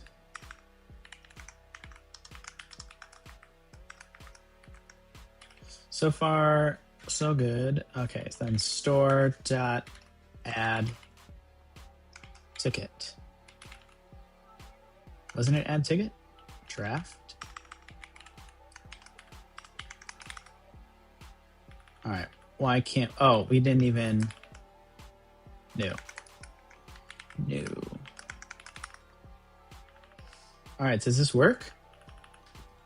I'm not sure what we do on the error because it didn't really tell us what to do for the error. So this is the key part here of what we're learning. The receiver receives, but then in the test, it sends. So let's go to the test. It's got to be yeah, see, here's the sender. Got this launch here. It sleeps for a little bit. So I guess it's launching our executable or launching a sender or something. I don't know. And then waiting after 200 milliseconds, we're going to send the command. And then we received it on the other end. I think that's what that is. I think that's all we got to do.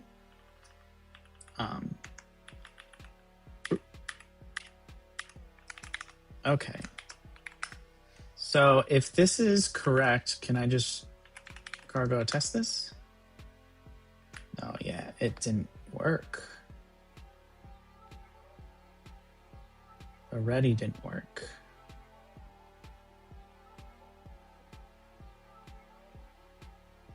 Huh.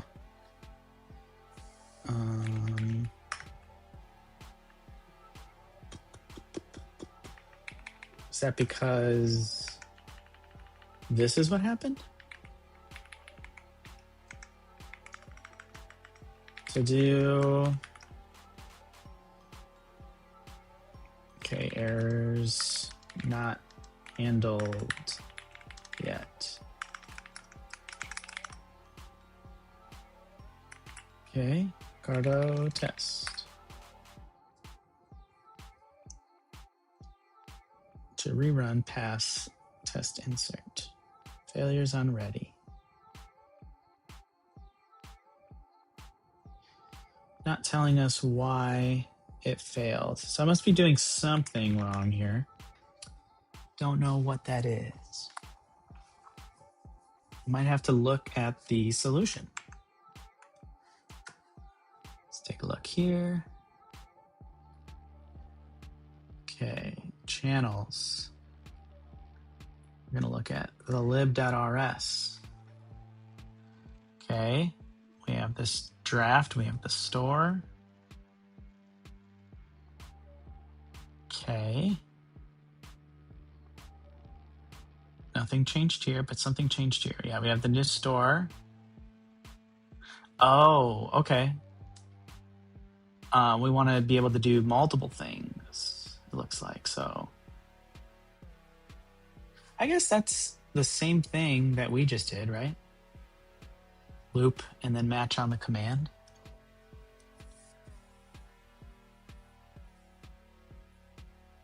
Oh, I see. So while it's not okay, so if this doesn't return okay, we will exit the program. Right now, we're not exiting the program. Okay, let's change it to that. Okay. So then we just do while. Okay. Whoop. Get rid of this. Get rid of this. Is this it? Oh, match command.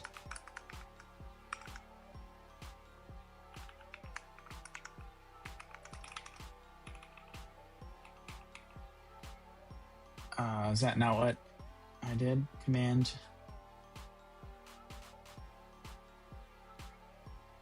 Receive. Command. Cannot find command in scope.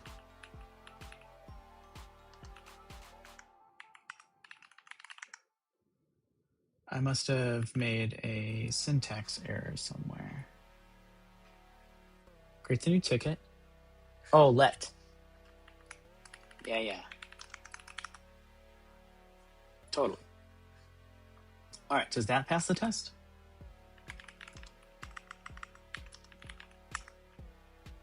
Nope. Is that okay? Store add ticket to the draft. Yeah. Was there something else we should have been doing? Let's see, ticket, data, store, module. Oh, there was something in the test, right? That we needed to do. All right. Set move forward to true in ready when you think you're done. Okay. Okay. So in ready, we got to set this to true. That's all this is. Okay, so this was the one that was always failing. So I guess the other one was always right. I didn't have to write it quite like this. Although I do like this because if there is an error, we just exit gracefully instead of the to-do. So let's just to be sure. Cargo test, we're good. All right, cool. All right, that's that one. Oop, that covered the whole screen. There we go. All right, where are we at? That was channels. All right, interior mutability. Let's do it. Okay. All right, use reference count RC and ref cell to implement drop tracker. Okay, it's our custom struct, it looks like. So it's a wrapper around the value of t that increments a shared use size counter every time the wrapper value is dropped. A use size counter? Okay, so then that means this is use size. The counter, yeah, okay. Use size, right? Okay. Drop trait self dot counter plus equals 1 every time it's dropped. Okay. But then we have RC clone.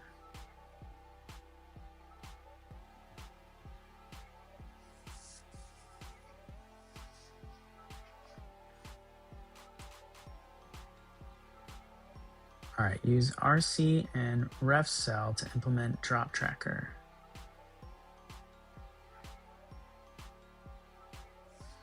Are we saying that this needs to be borrowed? Is that what we're saying?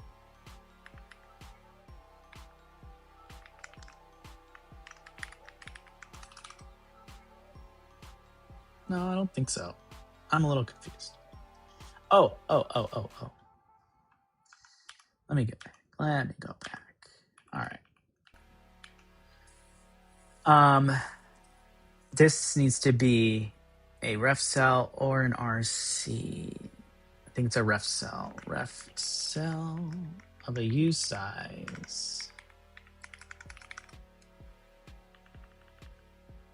And then this is a ref cell for this. Oh, ref cell new. New. Okay, I think we're getting it now. So then self.counter ref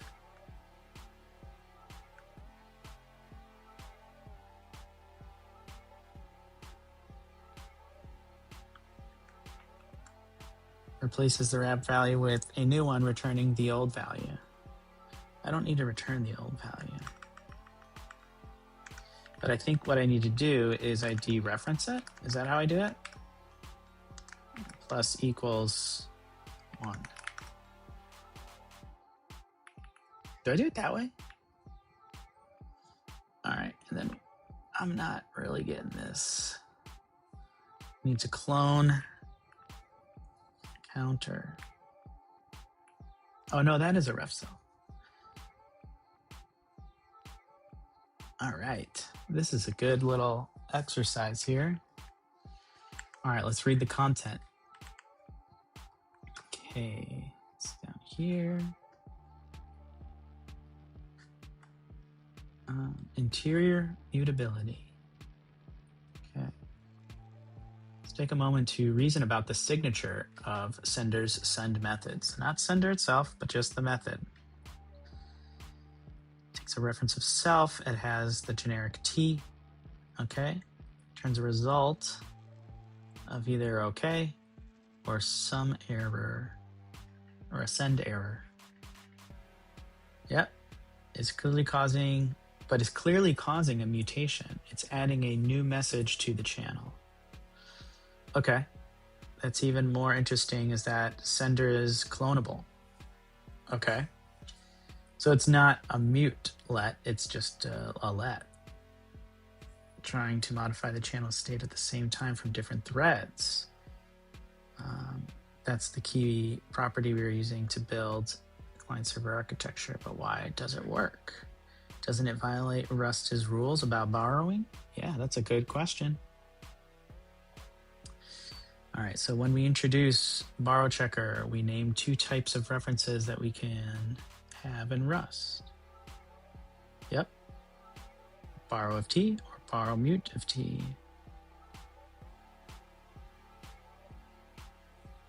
Shared rather than immutable references, a shared reference. So that's the RC in the ref cell. Yeah. Don't worry though, Rust is keeping its promise about these nuances. Unsafe cell. There's quite a bit of content here. Whenever a type allows you to mutate data through a shared reference, you're dealing with interior mutability. By default, Rust compiler assumes that the shared references are immutable. It optimizes your code base on this assumption. The compiler can reorder operations, cache values, and do all sorts of magic to your code to make your code faster.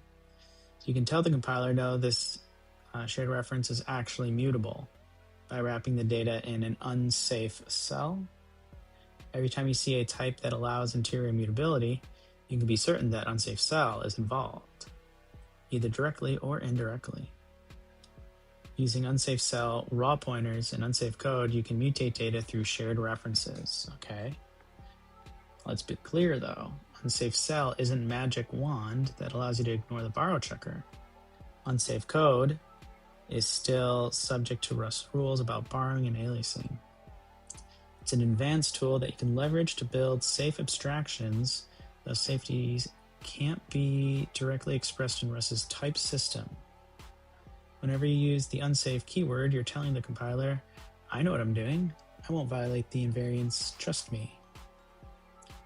Every time you call an unsafe function, okay, there will be documentation explaining its safety preconditions, under what circumstances it is to run this code in the unsafe block.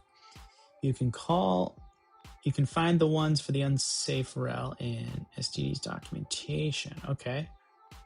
We won't be using unsafe cell, nor will be writing unsafe code. Okay, cool. Didn't want to.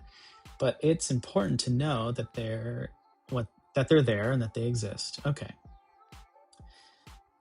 Totally get that. All right, let's go through a couple of important types that leverage mutability in Rust. There are types that you'll encounter somewhat often in Rust code. Reference counting. Yeah, reference counting. Yeah. So you clone to get a reference of it, and strong count. Passing it into the equals, the assert equals. All right, ref cell. Oh, right. Okay, so the count is 1, but then after you clone, the count is 2. But after both drop, then it's 0. So, ref cell is one of the most common examples. Allows you to mutate the value wrapped in ref cell, even if you don't have immutable references to ref cell itself. This is done via the runtime borrow checker. Yeah, it's a runtime check. Keeps track of the number and the type of the reference of the cell at runtime. Yeah, so here's a ref cell. It's got 42. You borrow it, borrow mutating. Okay. Got it. All right. So I read through all that. I'm still confused how to increment this, because it looks like it's good, but we got something else going on here. Why can't we do this? Okay, this is saying it's an I32 instead of a U size for a count. All right, that's fine. Let's just change these I32 and go from there. All right. Now, what is the issue? Expected U size. Yeah, that's what I thought. That's what I thought. Oh, U size is here. That's why. So I32. Okay. Now we have a problem here.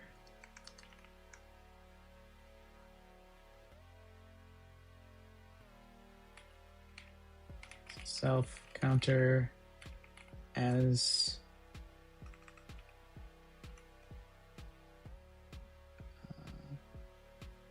get mute.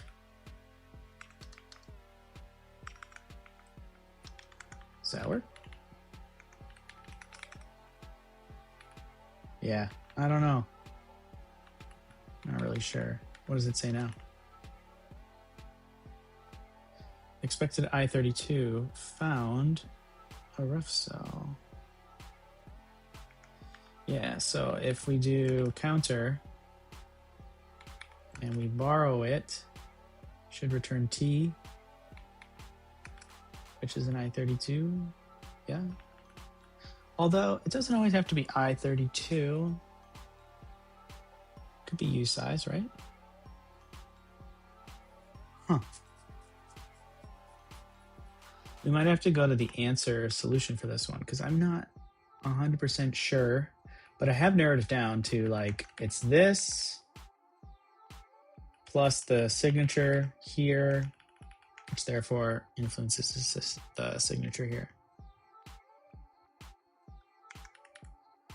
But is this just an I32? That's what I don't get. There's no way. So then this doesn't work. Right?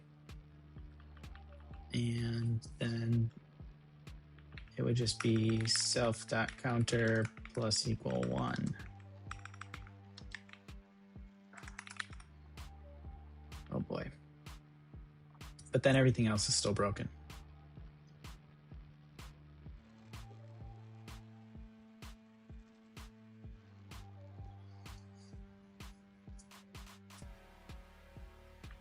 Okay, so what this does is it creates a counter. Oh, and then it needs to be an RC of a ref cell. Okay, maybe that's what the type is. Okay, so RC of a ref cell. And this is, yep, RC ref cell I32. Then, yep, get this out of here. So then what we do is self.counter.asMute or get mute plus equal 1.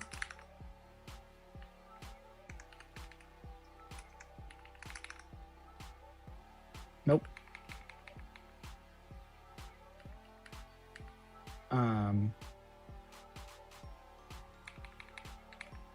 Borrow mute. Yeah, I don't know. There's something else. I think this is it now. This line of code is the one I'm not so sure about.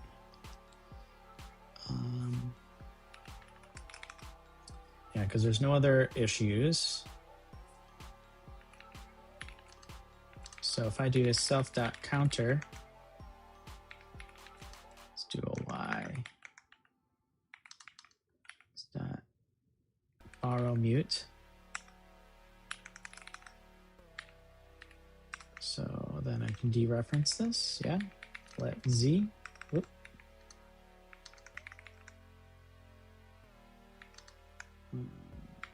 Plus 1. So would that mean I could do is plus equal 1? Nah. So close.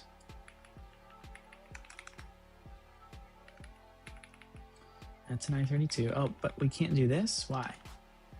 Cannot move out of self-counter, which is behind a mutable reference.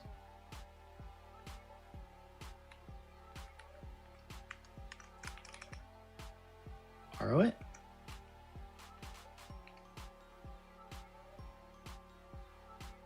So then would it be self.counter, borrow mute? Is it this? Yeah, I don't know. I'm not sure. That doesn't look right at all. That makes absolutely no sense. So I think there's a dereference here that I'm missing. I'm missing something. Okay, we got to go to the solution. Let's go. Okay.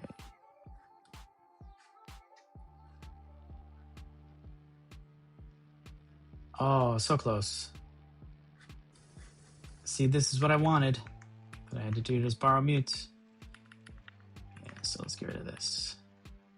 So basically, counter dot borrow mute plus equals 1, right? But to store it back in its original place, deref. Yeah, so it's kind of like the first one that I had, but because this is an RC, we want to borrow it as a mutable, okay? Because it's in a ref cell. So now it's in a mutable ref cell, and then we're going to peek what's inside of it and store a new value, and then the +1 plus equal 1 helps us do that, increment it. So now, with all of that being said, could this be a usize? Let's see, usize. Yes, it can. So I wanted it to be usize to begin with. So it can be usize, it can be U32, whatever I define. Okay, let's see if this works. Works. Nice. All right, yeah. So this was the part here. Dereference this mute, right? So it's like this. Yeah, it's like that. Okay. Done. Donezo. All right, let's go on to the next one. All right, interior mutability, ACK. I'm intrigued. Actually, before we even look at it, let's look here. ACK pattern. Okay. In our current client-server implementation, the communication flows in one direction from the client to the server. The client has no way of knowing if the server received the message, executed it successfully, or failed. That's not ideal. So to solve this issue, you can introduce a two-way communication system. All right, an acknowledgement. That's what the ACK is. So we have the response channel. So we need a way for the server to send a response back to the client. Various ways you can do this, but the simplest solution is to include a sender channel in the message. Okay, and send back to the server. Okay. After processing the message, the server can use this to send a response back to the client. So back to the client. This is fairly common pattern in Rust applications. Totally. All right, we're in. Here we go. Lib. I found the to-do. Whoop. Here it is. Okay. There's our mutable store we had from before. There's our insert. Oh, interesting. Handle incoming. So we insert a draft, right? So we have a draft, which is a ticket draft. But then we need a sender, which is going to be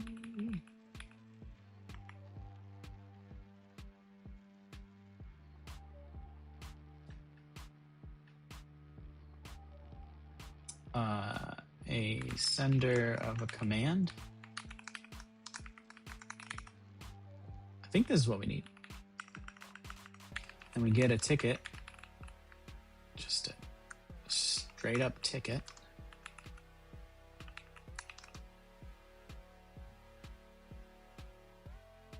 Oh, we'll get the ticket by ID. That's what we want. And then the sender is a sender command.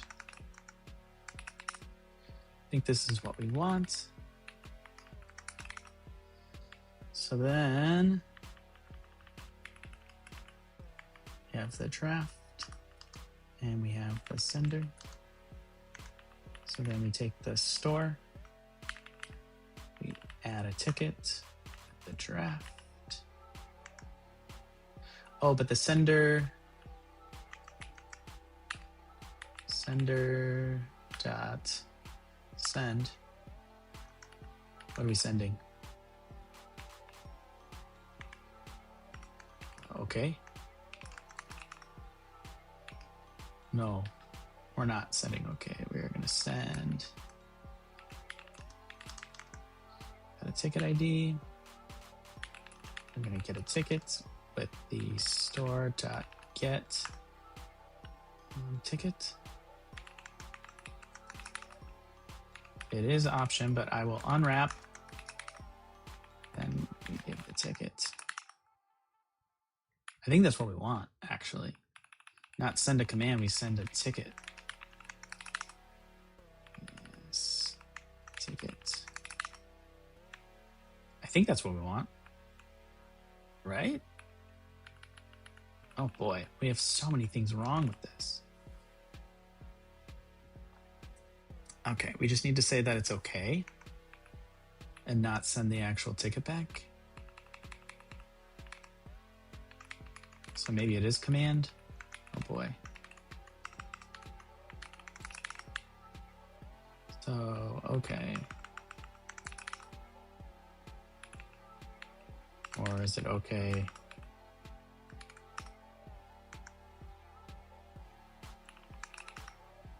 Oh boy, I don't know.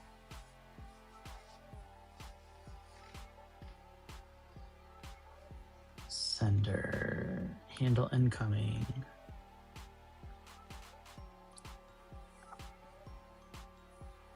It is something like this.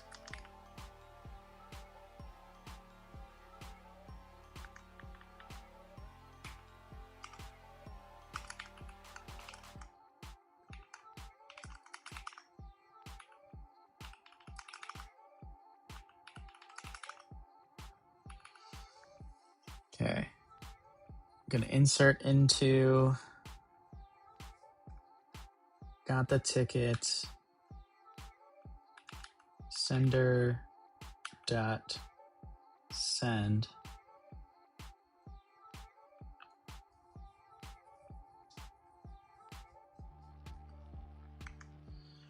Is it because the ticket needs to be something?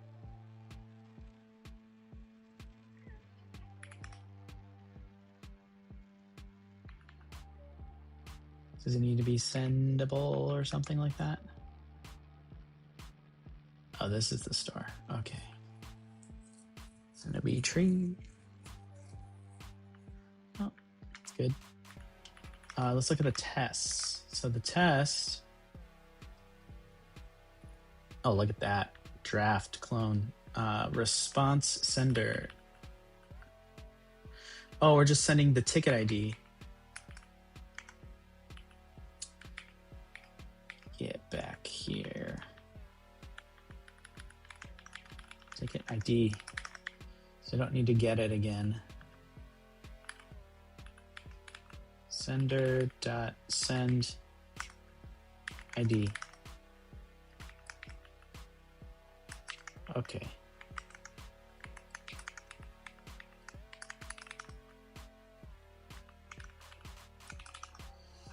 Oh man, I'm missing this part. What is this? Like that? Expected ticket struct. Got a result?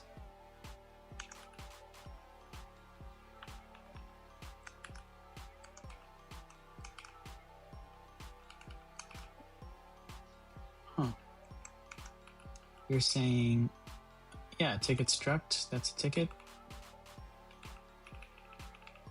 ID. Oh yeah, okay. I wasn't putting the semicolon here. That will definitely get in the way. Let's look back at the test for this sender though. All right, insert. Same thing, ticket. But it's, the insert should be called response sender, not just sender. So this is response sender. Okay. And this is response sender. What? Just, okay, there we go. So that way we get the ticket and the response sender. Okay, and what we do to get a ticket, store.get by the ID, ticket ID, or just, I called it ticket. And then sender.send the ticket.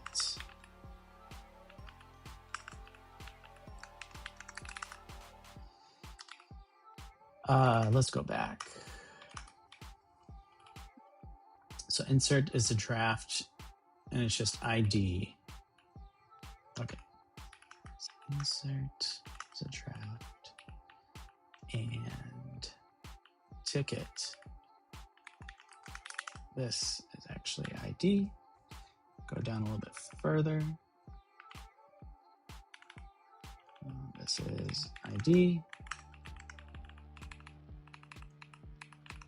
ID. And then not sender, but response sender. Send the ticket. Okay. I guess we're gonna unwrap it.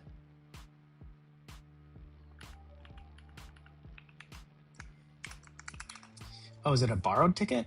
Is that what we're doing? I don't know. Let's go to tests.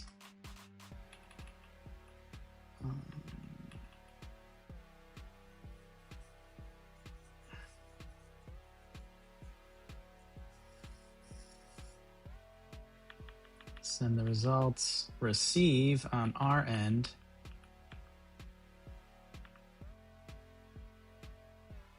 A ticket.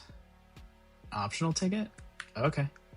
So what we got to do here is, oh, it says command. So ticket. So we're going to do option.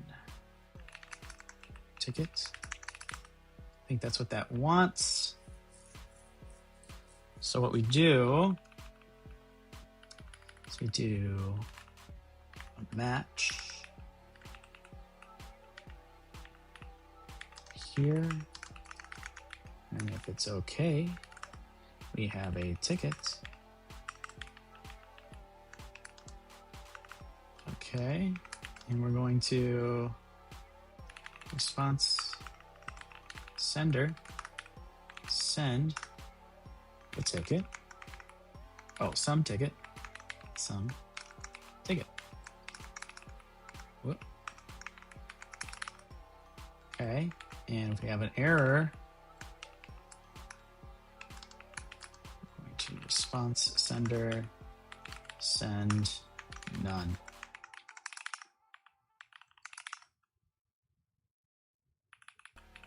Oh.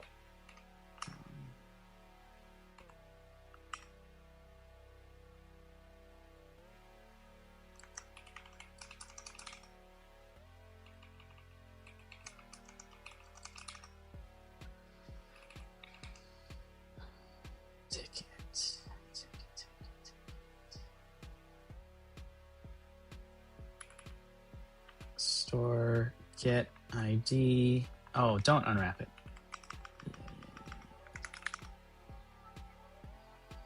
But if that's the case,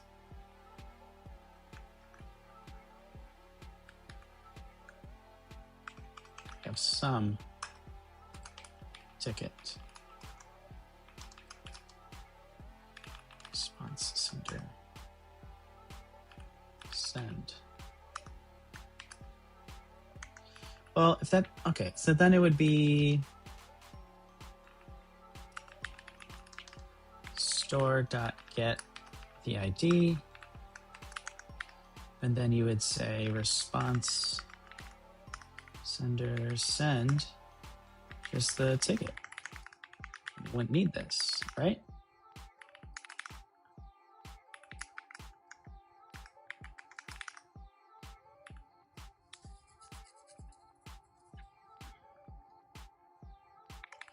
Clone.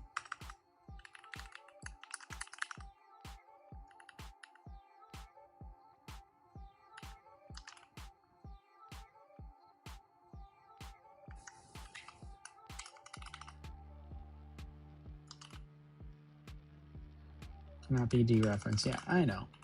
So then does ticket need to implement clone? That's what I'm confused about. Tickets, where are you? It does. It does implement clone. Okay. So. Oh, but it's option.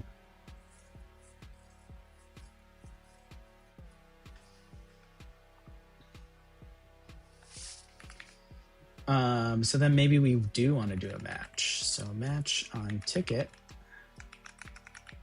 If we have some. Well, let me see here. Okay, so if it's, let's go back to the test. Can we change the test here? Get responder command. You're going to get a ticket. Oh, it will unwrap it, but it is a ticket. Oh, man. So I think I have this right. Option ticket. I think, but now I need to clone the ticket if it's there. So match ticket. There's some ticket. And we do response sender send some ticket dot clone. If it's none, we do response sender send none.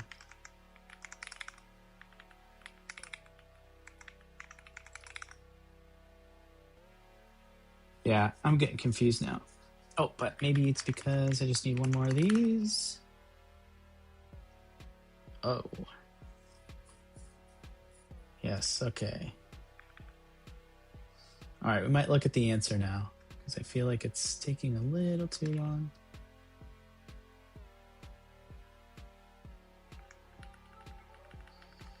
Okay, so, okay, yeah, it wants us to use what's here, but I'm just gonna do that.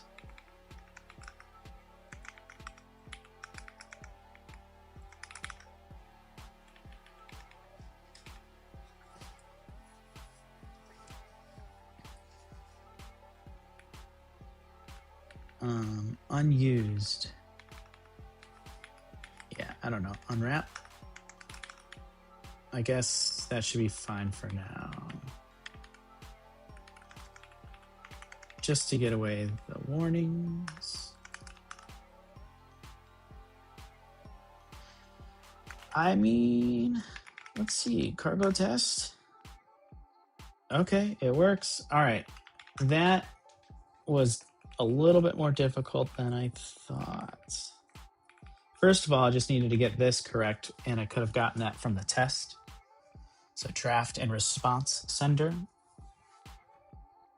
The next thing was understanding, the draft was easy, but then understanding it was a ticket ID that we're sending for the insert, which is basically our add ticket here. But then we're using the get that's in the store to get an option of a ticket, but that's a borrowed ticket, and our test requires that it's not borrowed. So we are then safely unwrapping this option, cloning it, sending it back as some, and if we don't have it, then it's none. So it feels like a lot of extra. So I wonder if there's a better way to write this. So I'm going to look at the example solution here for the acknowledgement. Okay. Compare what we have with what they have. All right, let's look at this part. add send ID. Oh, and then do nothing instead of unwrap. Sure. That's okay. Ticket cloned. Cloned? What is cloned? Oh man, did I miss something here?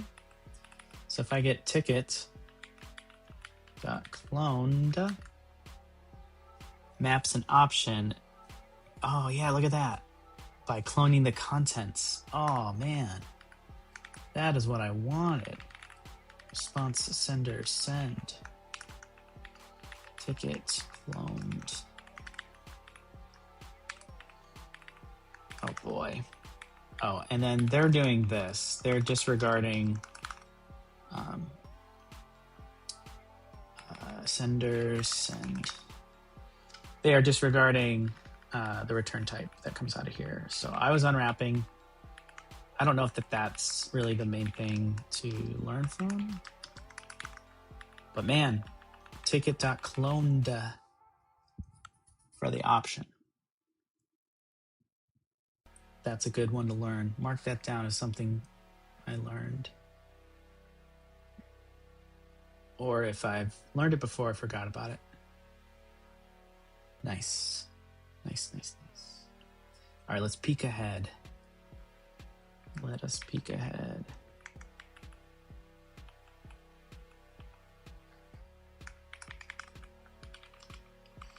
Okay.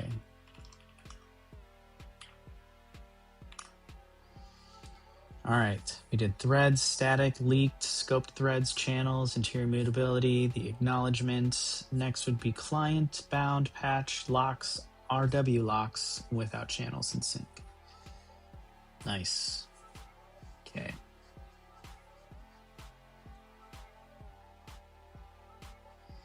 All right, that is all the time we have for today. So thanks for watching the live stream if you are still watching out there.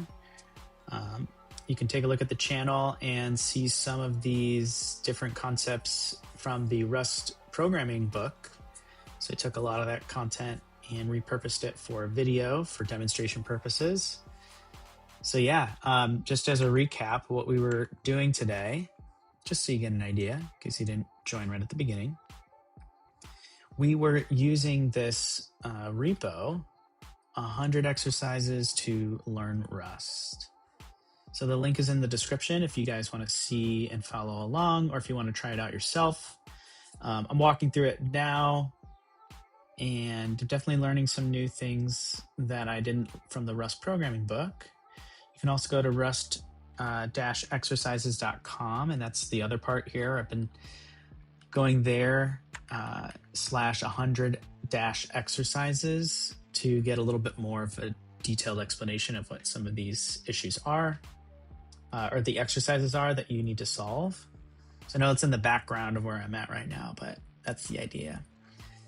So yeah, we'll do more of this. I'm not sure when the next one will be, but we'll do it at some point. So thanks for tuning in. Have a good one.